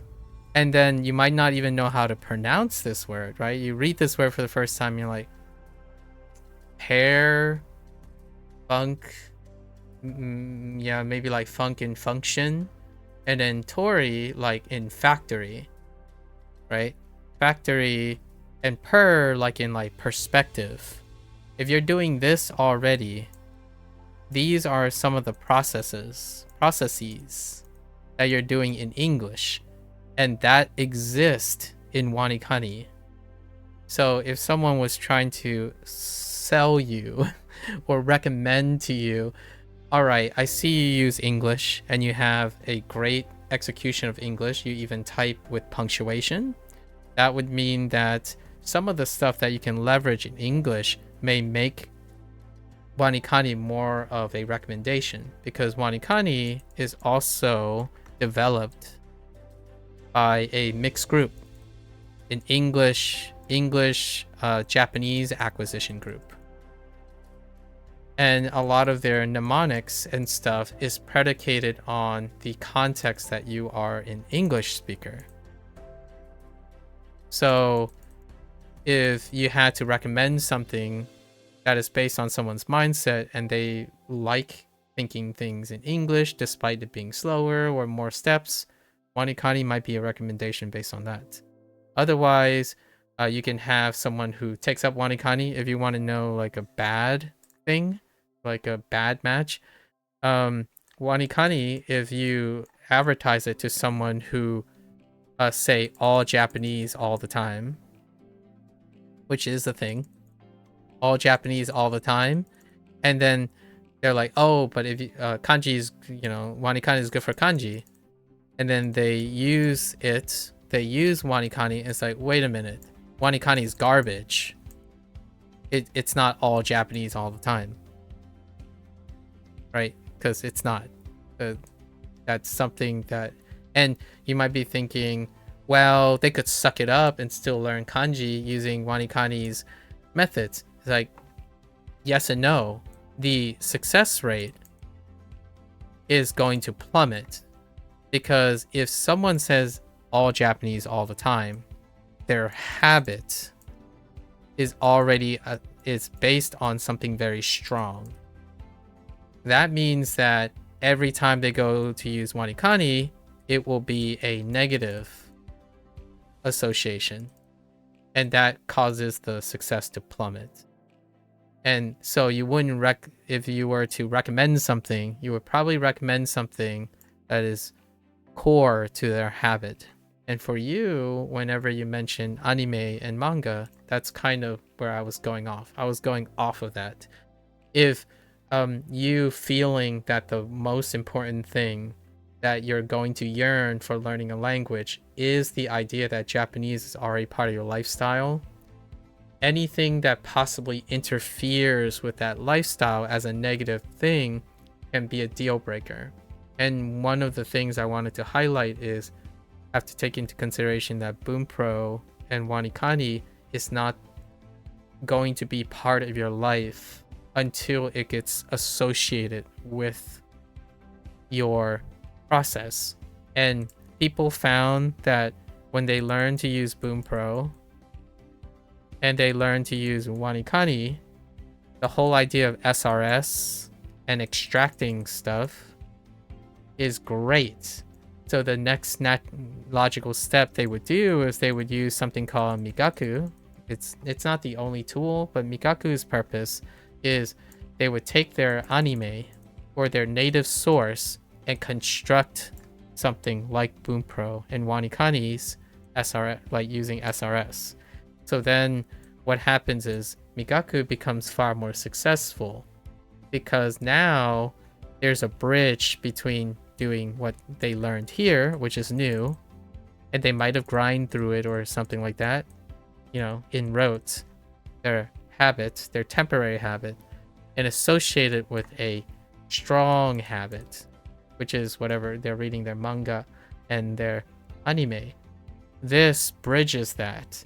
So when you have a tool that is extracting and then creating this, now you have a trifecta. You have a tool that makes you do both of these things, and it's based on something strong. So now you have something that was weak at first, which becomes stronger, and then this habit becomes even stronger. In fact, sometimes it becomes so strong that you might run out of time. So delta T gets too high. That's kind of where I feel that's when you reach your intermediate stage, when you become an intermediate Japanese language learner, and then you're constantly bidding for time in the future, which requires refinement. That's somewhere like a year down the road. I'm basically in that process where now I have to decide, well, I spend far too much time doing what I'm currently doing with Japanese and Chinese, and now I have to decide which one I like most. I like so many things about language learning that now I get to decide what is my best hits of language learning. That also means that the stuff that I leave behind are no longer probably going to be beginner friendly. So I want to practice that every once in a while. I have to practice what it's like to not understand kana. I have to practice or like remember what it's like, the steps that I used to get from kana to kanji. This seems like a simple concept that flew over your head, like, duh, if it's interfering, it will cause a negative slope. Yeah. And I don't necessarily think you need to remember those things as long as things work, right? When things work, they continue to work. When you don't have problems, you don't need to solve those problems. And a lot of those problems are simple concepts because they only occur when things are not working. And the idea of the internet is that the things you come across, most of them don't require these simple concepts anymore because you have data, you have probability already calculated for you. So if like millions of people use Bunpro, then you are already statistically likely when you use it to not have to encounter these simple concepts anymore. But you don't need these simple concepts technically until you're unhappy. And for myself, well, I would consider myself an exception because my enthusiasm is to solve problems. So I like talking about these simple concepts. It's part of my routine. I like being a teacher. I like being an advisor or a consultant in some way, shape, or form, professionally or unprofessionally. That was my entire life's calling. So I would say that it would be very negligent of me to say most people think this. I think most people, like, think about how many teachers in the world compared to other professions, right? I don't think people enjoy doing, like, imagine, certainly you have a lot of language people, but think about how small that is compared to competing career choices like computer science, being a game developer. So simple concepts have really wonderful meaning.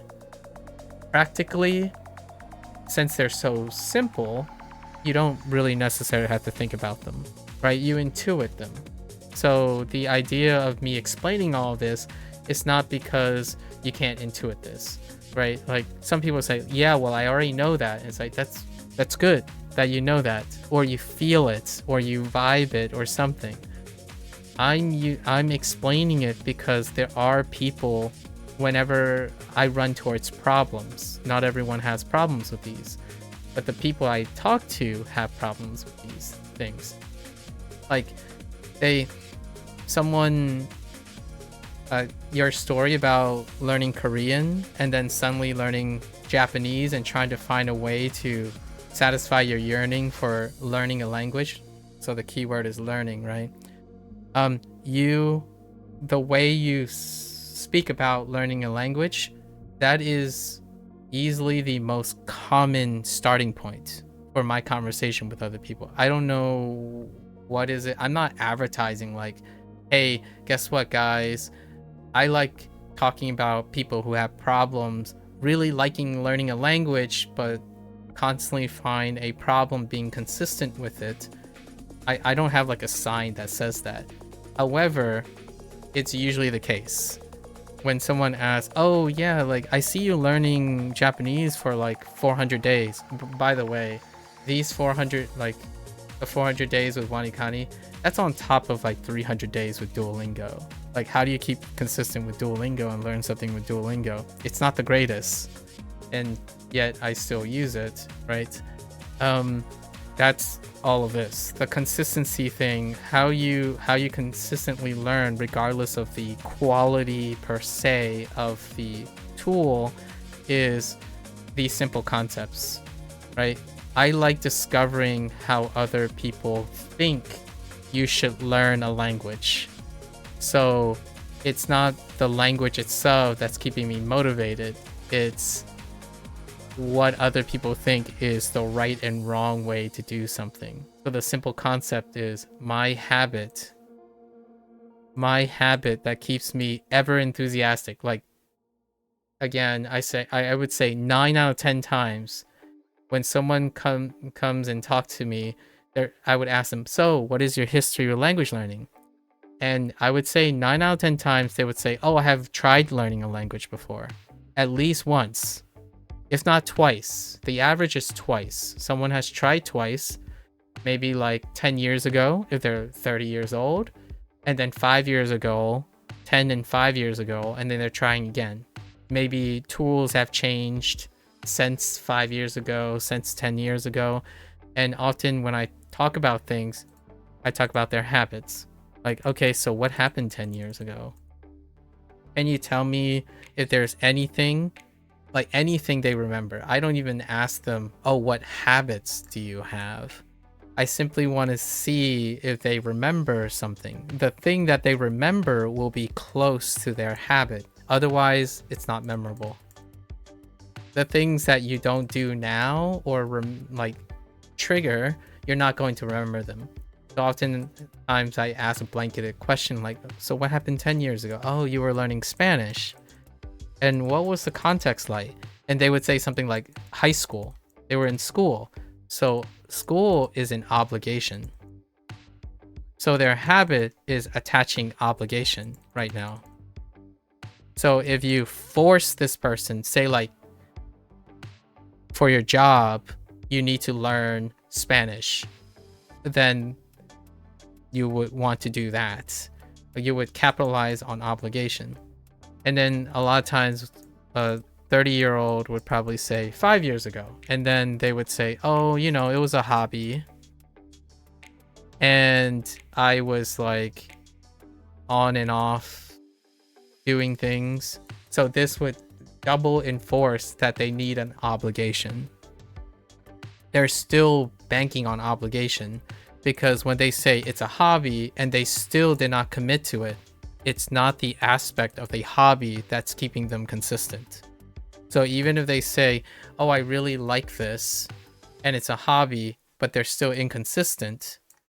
And as well as 10 years ago when they're in school, it still wasn't consistent, but it was only consistent in the moment they are committed. It's probably an obligation problem or an obligation thing that would increase their success.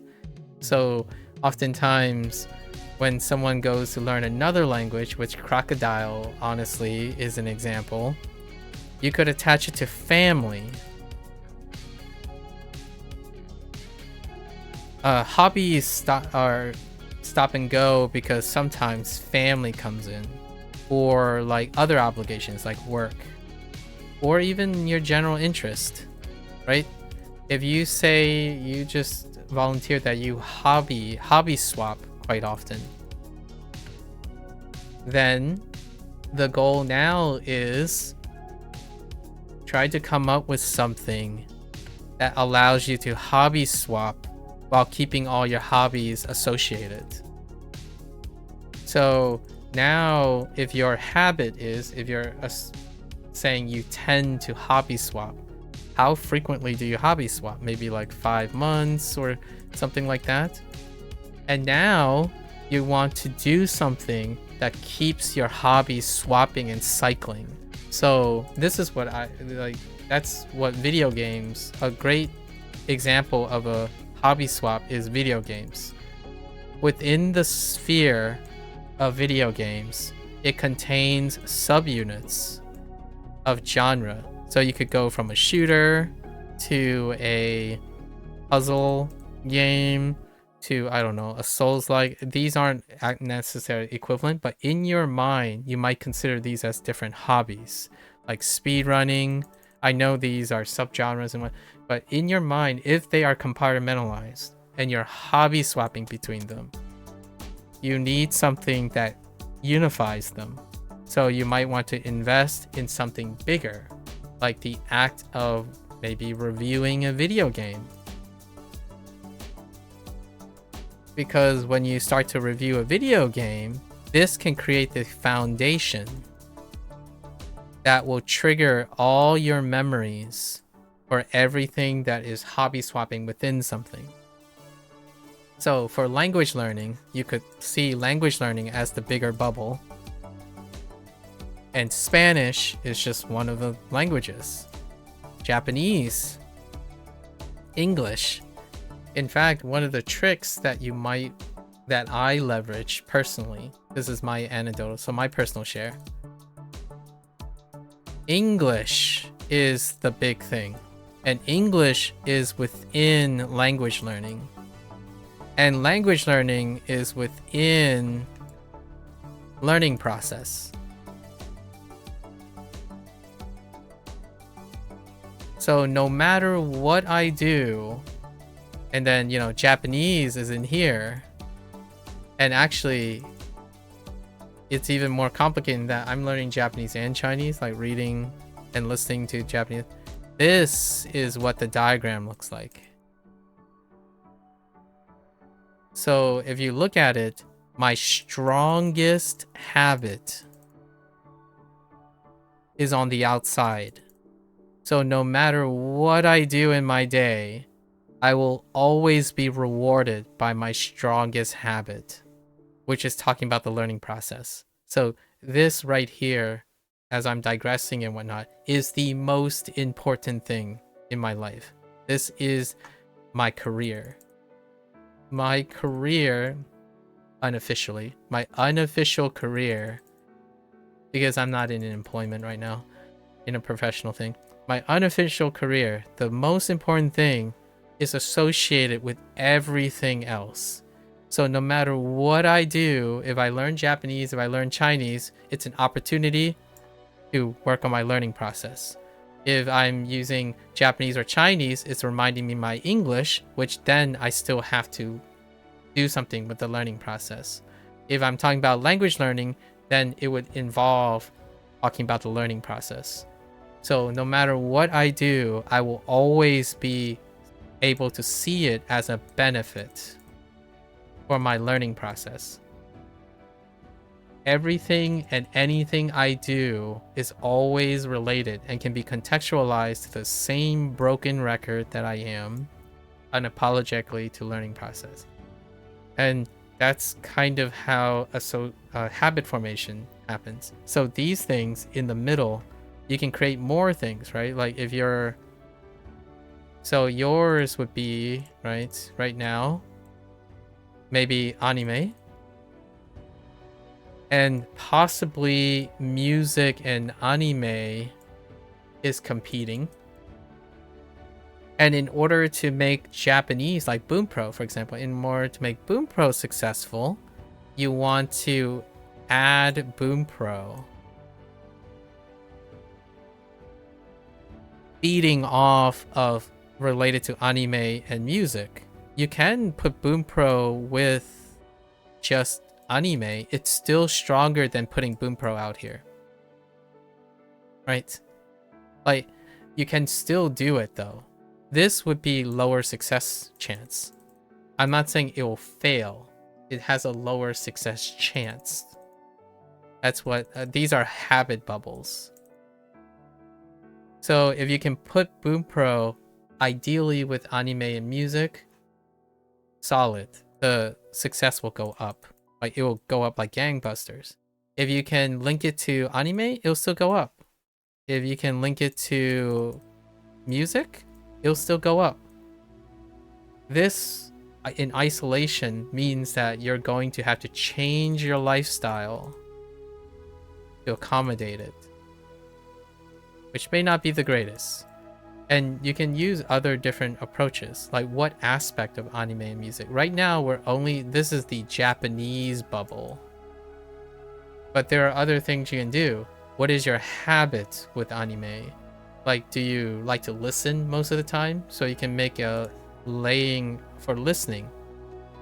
If you're reading most of the time, so we'll use reading bubble, right? If you're reading anime most of the time, and anime is usually read in English, then you have to attach the reading of Japanese to the English, in which is the habit of the anime, in which you know it as reading. So that's a way to keep on. And then when you swap and you're like, oh, okay, well, now I don't want to do Japanese, then you can still form a habit of your next language. Maybe you're going back to Korean. So it continues to feed on the stuff if you want to keep the habit with you, obviously. That's and all of these things, association. So learning by association. All of these things, these tasks you're doing is associating with everything that you have, or as much as you can, because then it becomes effortless. You keep moving, but you can keep pushing yourself then. The more nested you are, the more likely you have lots of energy to push harder, right? You can push harder, which often gives you more quote-unquote results when you push harder, most of the time. When you're not pushing hard enough, it's not necessarily meaning you're not trying hard enough. It might also mean that your energy level is too low, or your currency, which is your motivation.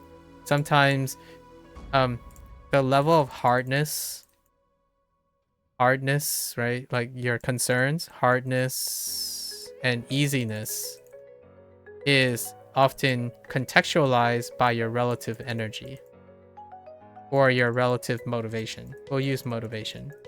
Motivation is a currency, right? Think about your money.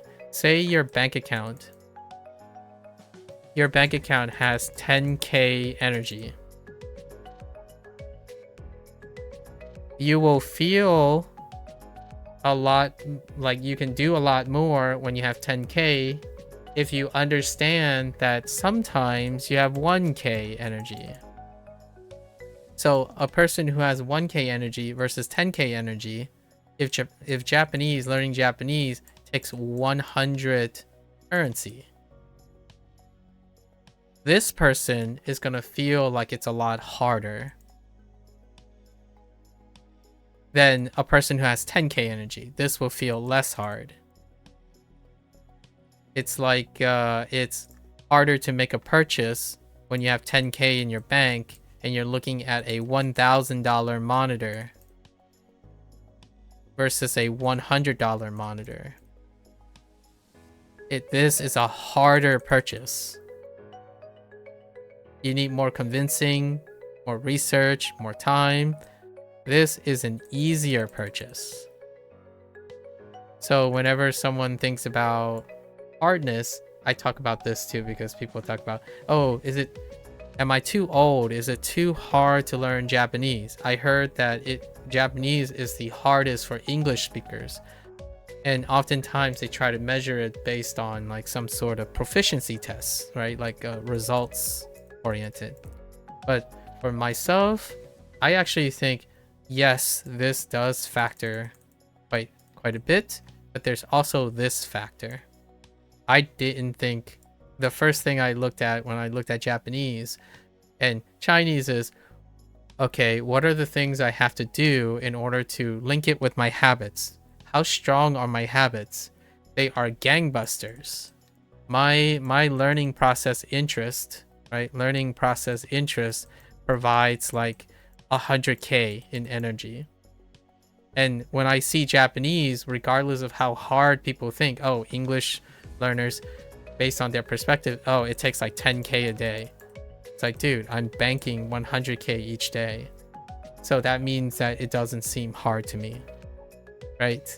That's kind of the whole hardness scale. So the hardness and easy scale does deal with your relative amount of energy.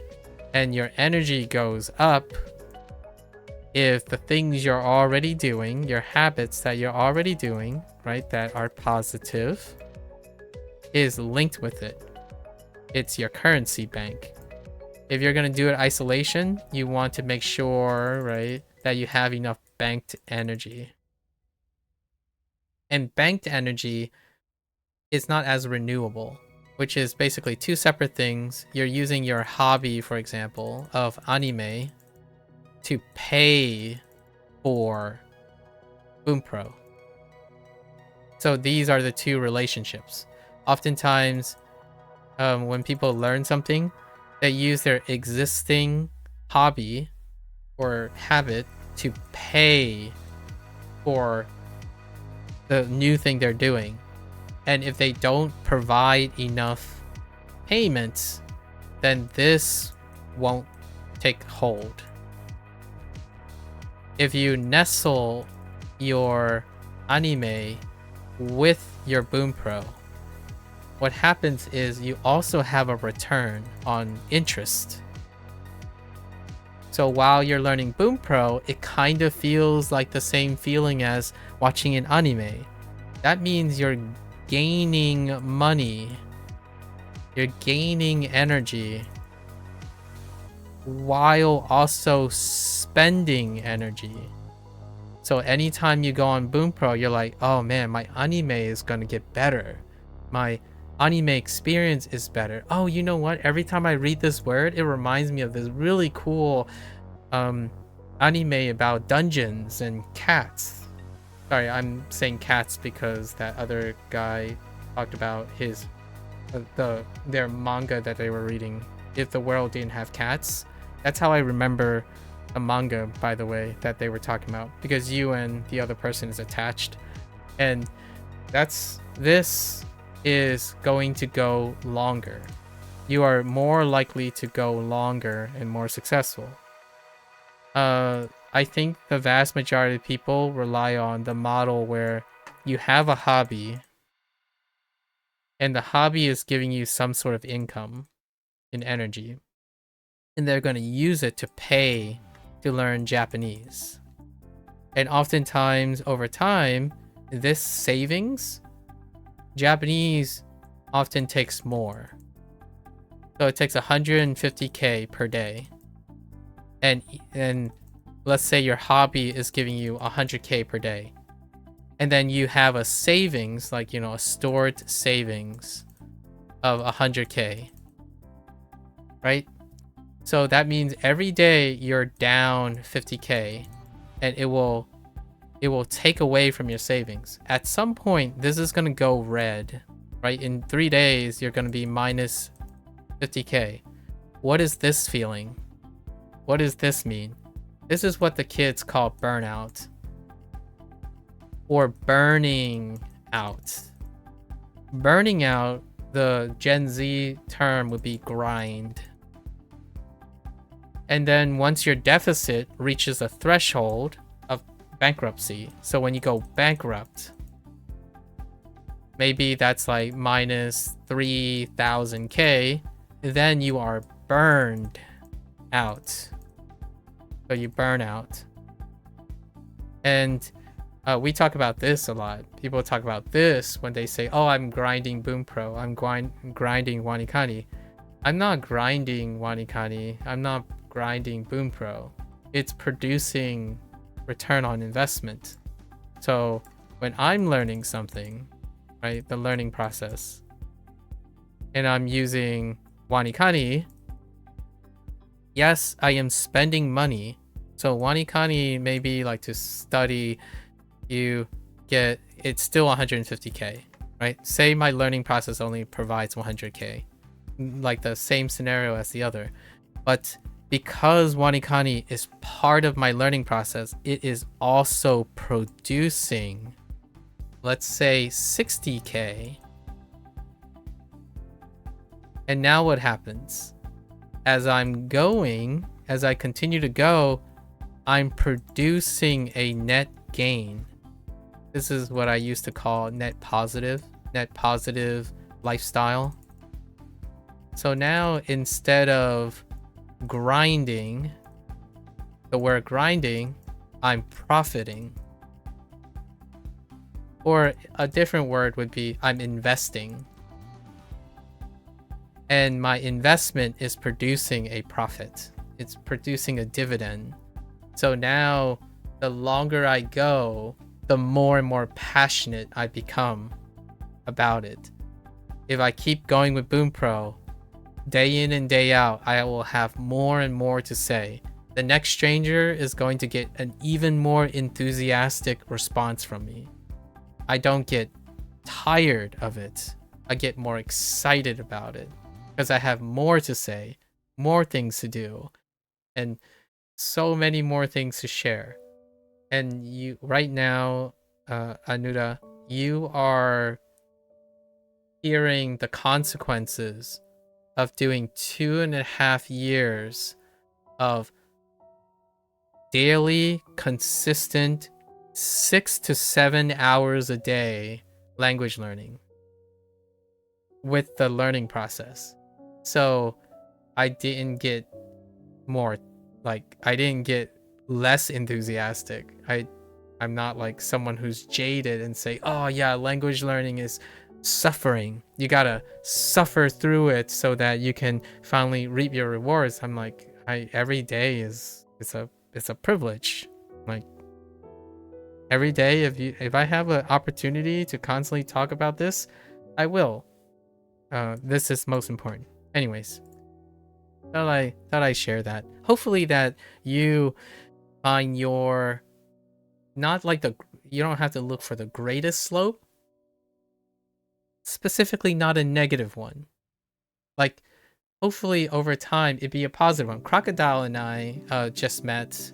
Crocodile and I met, I think it's 1 week. It's exactly, I think it's 8 days now. And I hope that maybe whatever Crocodile is doing, 5 minutes a day, makes them also excited and positive. Because if you're a positive person, in my opinion, if I'm a positive person, I give net positive experience to other people. Like, the last thing you want to do is you're using Bunpro, right? You're using Bunpro, and then you show up and you're like, oh man, this guy's having the worst time ever. Maybe I shouldn't learn Japanese. Like, all this guy is communicating to me is that learning Japanese is insufferable. Like, they keep saying like, oh, they're just grinding and they're being upset, and then this part is tricky, this part is hard, it makes me negative. Most of the time when I say something is tricky, my first inclination is, okay, so I know this is going to be a problem. What can I do about it? Like, yeah, today feels good. Let's go and make a reminder to myself or a note to myself and whatnot.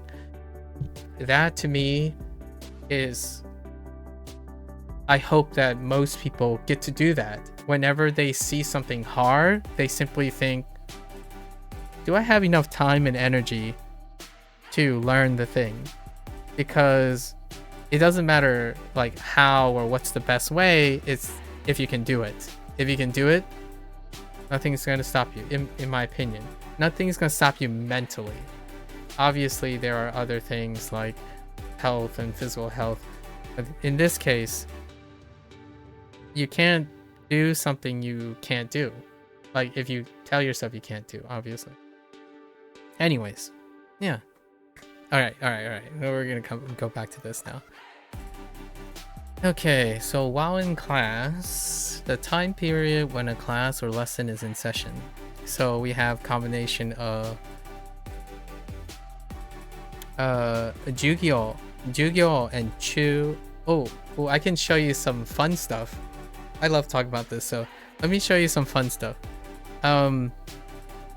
If you don't like radicals, so say you don't know any radical, and then you relied on a different association. Give me so much and be aware about. I hope it's not too overwhelming, just take it a step at a time. Like here, this one is a good example of not needing radicals. You can stack things, right? Like, for example, if you're into sentences will give you this. or there's such thing as compound words in the language. So this Jugyo is class, and chu is in the middle of. So now you, without using any radicals, you know two words. This is a separate word, middle, kind of like when you say thunderbolt. So this stuff still exists, like thunderbolts, thunderstorm. So in this case, this is class and middle. So what do you think it means? While in class, or in the middle of class, right? So you can still have compound words and whatnot. And compound words is why sentences work, right? When you look at sentences, you can skip radical studies and go straight to sentences or stories, because now you have bigger units. Because of the context of your other words, you can figure out what this word is. And even within words, there are different levels of ways to do it. And then obviously, if they only provide you with just this, you can still try to get more out of it, which this is finger, right? So there are several elements here. There's 1, 2, 3, 4, 5, 6, 7 elements. And then because I know those 7 elements, and then the relationship between these two is number 8. The relationship between this unit and this unit is 9. And then there's more. There is 2 reads for this. I can think of 3 reads for this.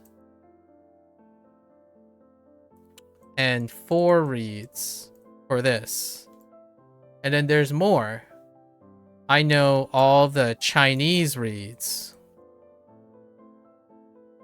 And I also know all the Chinese definitions.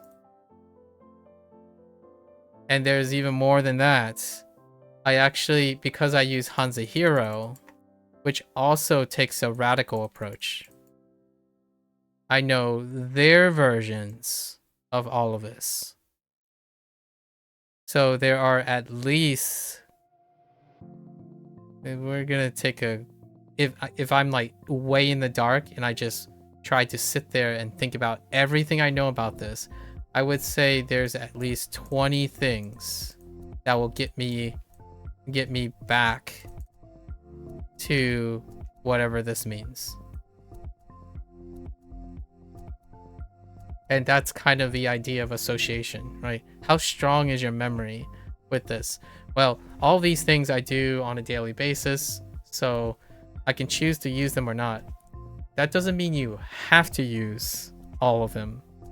I know this at the shortest distance right now is simply knowing that this is Yu-Gi-Oh! And Chu, right?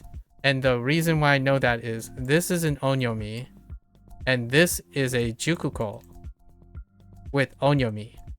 So then I can limit, even though there are 2 or 3 reads of this, I know that these have 1 read and the likelihood of that 1 read. And that's it. So I could spend 3 hours talking about what I know about this, or I could spend 5 seconds narrowing it down, maybe even less. And then you can do all of these while you're doing that. And this one's really neat because it's a compound word. So I just wanted to highlight compound words. Jugyo chu. Also, you're gonna have like the idea of pitch accent, the way I pronounced it, like the speech. How I'm saying Jugyo chu instead of Jugyo chu. Jugyo chu and versus Jugyo chu. Jugyo chu. It's Jugyo chu. That is another routine. There's like a couple, like 10 or so associations to figuring out if I don't know the pitch accent, how do I understand where the pitch accent is? That's also a product that you can do a little bit later down the road. Anyways. And then it has to be tied to your motor functions, your vocalness, right? So, like, 授業, right? 授業中 versus 授業中 versus 授業中, right? And there's no, you can't do like 授業中. This is like not common within a unit, but it could be a combination of like phrasing, possibly. But these are the potentials, and then I have already determined what the potential is based on what I understand about the association between these two words. So this is a compound verb, a compound word. That's why the accent stays up, or at least that's how I interpret it. All right. The time period when a class or lesson is in session, right?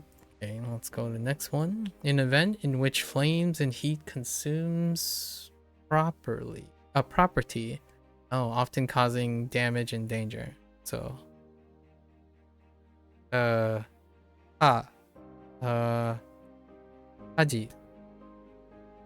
Haji, to illustrate, this is fire, and this is incident.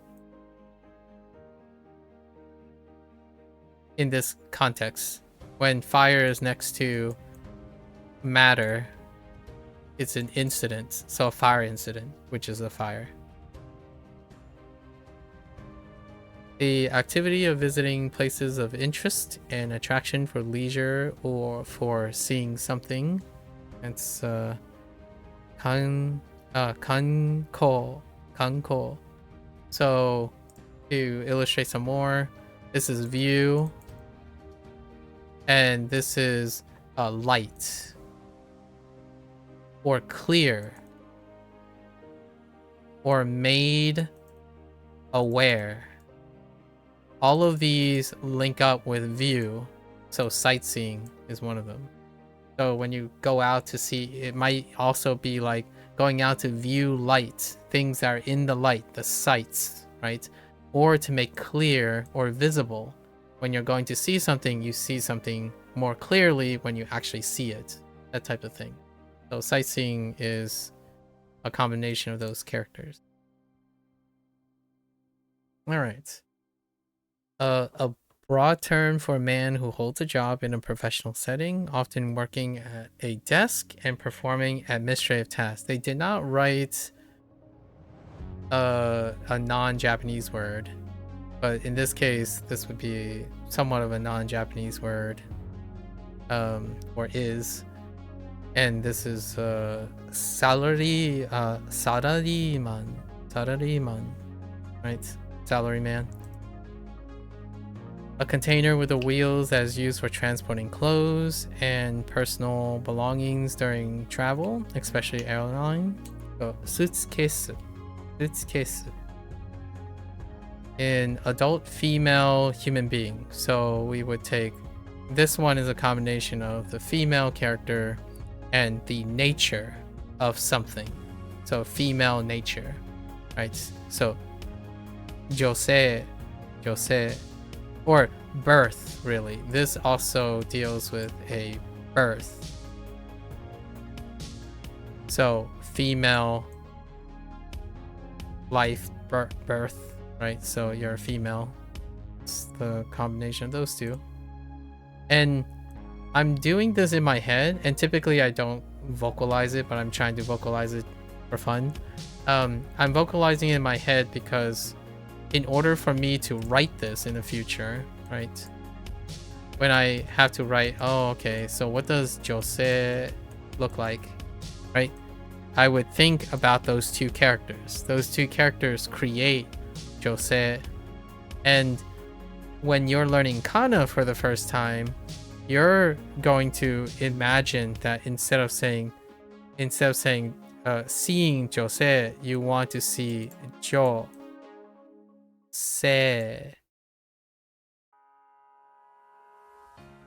So at some point, you can do both.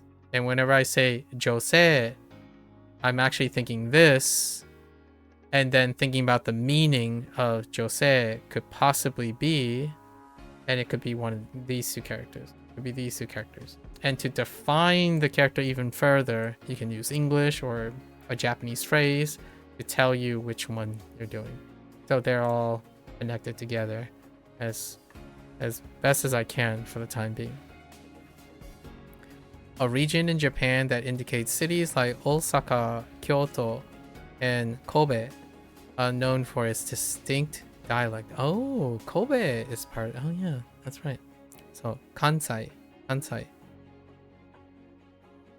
A message or promotional material aimed at attracting attention of the masses to a product or service. That sounds like an ad, doesn't it? Kokoku. Kokoku would be the ad. This is a fun one that I like to talk about. This is wide, and this is announcement. So you think about an announcement made to a wide public, an ad, kokoku. And the reason why I know it's kokoku because this is a traditional on jukugo.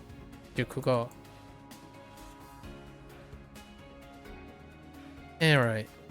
A person trained to travel and work in space, often as part of a space mission. So this is a compound word. You have uchu, which is the two characters put together to create outer space. And then hiko.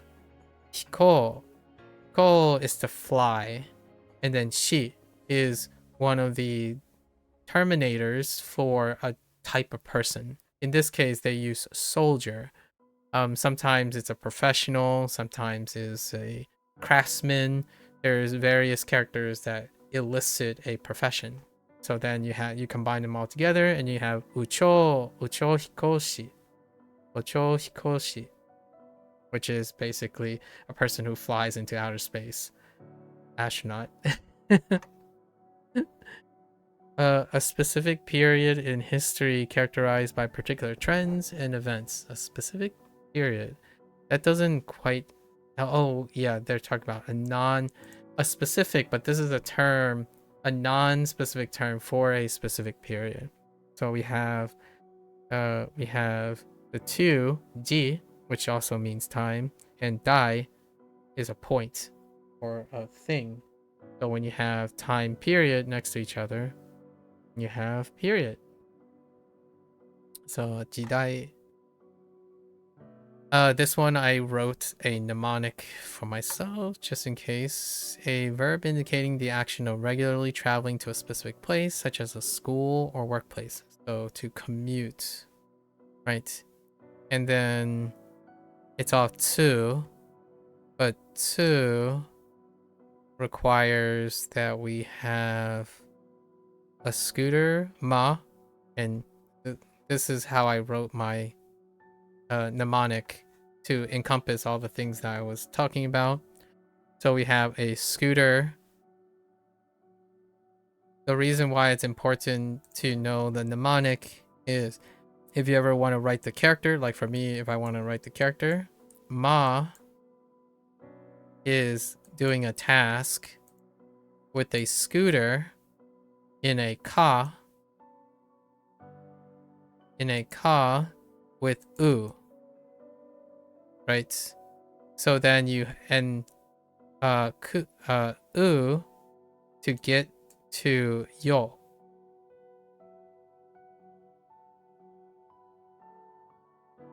So now the answer is a yo u. So kayo kayo. And that's why I wrote this mnemonic. This is off like adapting Wanikani stuff. So then you get this. Anyways, next one. A verb expressing to place or bury a seed or young plant in the ground to grow. Ueru, right? Ueru is off of a tree and straight. So whenever you think of tree and straight, these are the foundations for that. Oops. I think this comes first. Then you do that. Right? Then you can write the character as well. Radical studies help with writing. And that's a side note. Most people don't write these days. They actually don't care too much about writing. So you're usually typing things, right? For myself, I write quite often the Chinese script and the Japanese script. So another bonus use of radical study is to learn how to write, because when you write, all of those radicals make sense. So when you say a tree is straight, planted straight, then you have your kanji character or your hanzi. That's another thing if you're interested. If you're ever interested in handwriting things, which is also a personal interest of mine, because I write on the screen all the time. I write in English, so now I would be able to write in Japanese and Chinese over time, because it's tied to the radicals. Radicals help you write complex characters. Sometimes you can have a character that seems, enormously complex, like, I don't know, maybe something.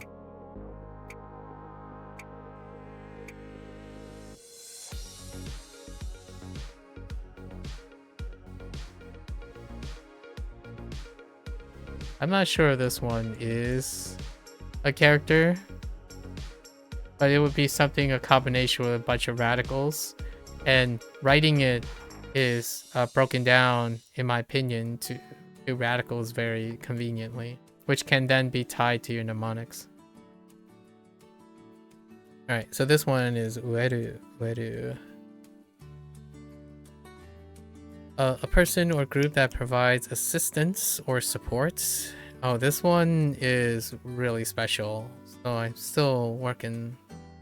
Even the first time I've seen it, it's something of a anomaly, which it takes a taste and follow. So oftentimes, or a taste and method. I would say the closest thing I would get is you want to understand the taste, how something tastes, by bringing a friend, right? So then you have mikata, because this is taste, and this is direction or methods or what have you. So how something tastes, you bring a friend. Mikata. And kata and ho is a very common used character. And then wei is the taste. These are common reads, so you can find their read in a different manner. A non-Japanese word for plain endeavor or task that requires time and effort to accomplish a specific goal. Projecto, right? Projecto. Actually, projecto. And then we have an adverb that indicates doing something with strength and determination without hesitation. May also refer to something being solid or of a sound mind. This one's new to me. So we wrote a mnemonic. Is the you tied the sheep silently and firmly to the car as you, according to the instructions you read. So shikari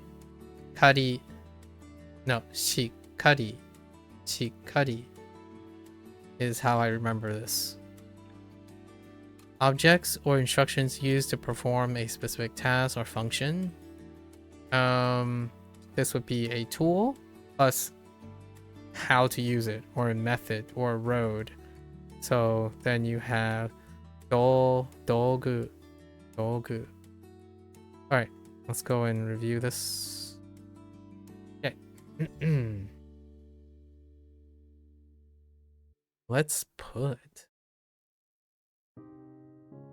using tsuke 先生、 or put. 洋服に名札をつけましょ Tsukemasho. For let's put, it could ended up prompting me to think of oki or oku, like okimasho, okimasho to put something. But in this case, we're trying to attach a name tag onto a clothes, which can still be said as let's put name tags on our clothes, or alternatively, let's attach name tags onto our clothes, which that's why the nuance here is, in my opinion, a bit necessary for myself personally, despite knowing what tsukeru means, but I also know what oku means as well for the time being. あなたは日本の政府についてどう思う？ Oh. So there's no separation, so this would be a 50-50. I'm actually kind of curious if I type seiji. Okay, it doesn't take seiji at all. So there's got to be a difference between seifu and seiji that I need to understand in the future. う。この指輪はとても高いです。 Alright, I'm gonna limit my vocalization now and do these reviews.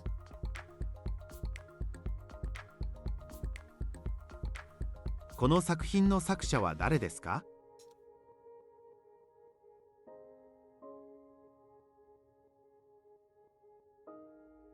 科学の授業中に地震が起きた。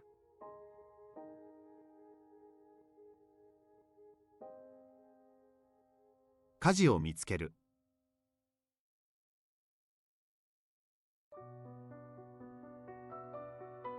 京都を観光する。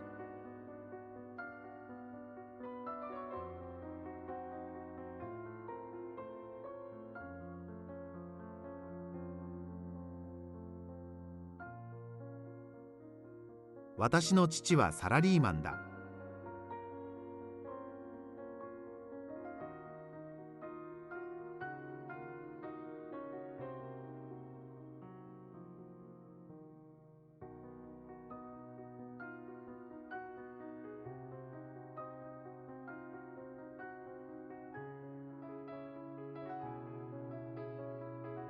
Oh no.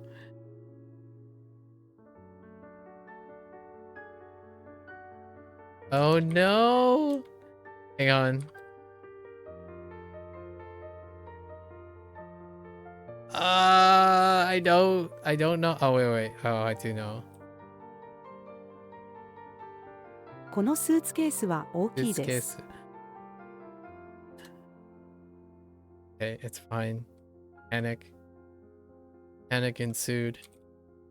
ここのトイレは女性用です。母は関西の出身です。 Oops.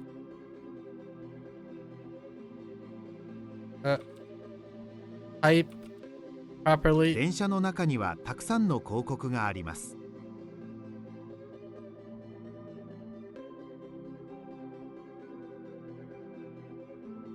僕の父は宇宙飛行士です。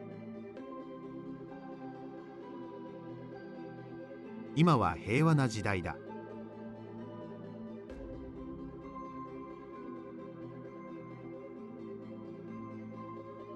Oh, that's interesting. Huh.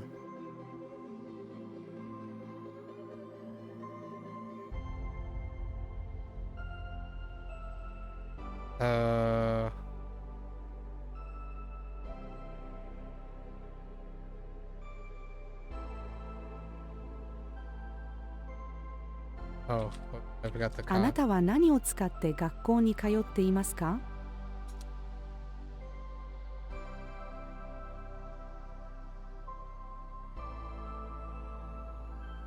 家の庭にトマトの苗を植える。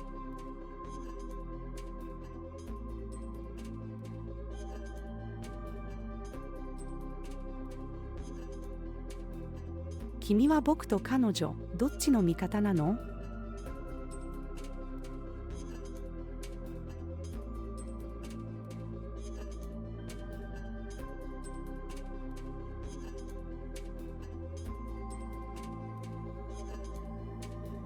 Uro.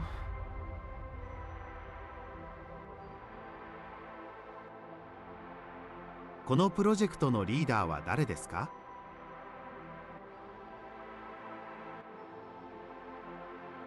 しっかり鍵を閉める。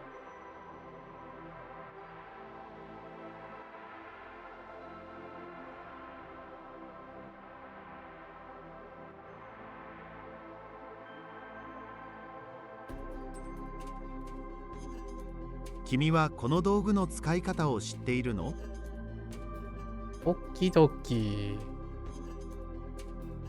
Okay. Alright. I was gonna tackle these grammar points, but learning process digression is so worth. Alright, that's gonna be the end of our Bunpro session today. If you're gonna watch this later, arigatou gozaimasu. As always, feel free to follow along. Pick up Bunpro for yourself. Give it a go. You're always welcome to come on by. Yap. Talk about your discoveries, your forms of association, right? All the connections. It's stacking on top of discussions and exchange. It's always a great way. Trying to explain something, however limited or not, to another person also reveals and allows one to reflect on all the gaps and knowledges that they have. That can be a very interesting consequence of outputting explanations. Whether you are an expert or not, it's great to encourage discussion, right? Until next time, 皆さんまたね。見てくれてありがとう. Thanks for watching. See you guys next time.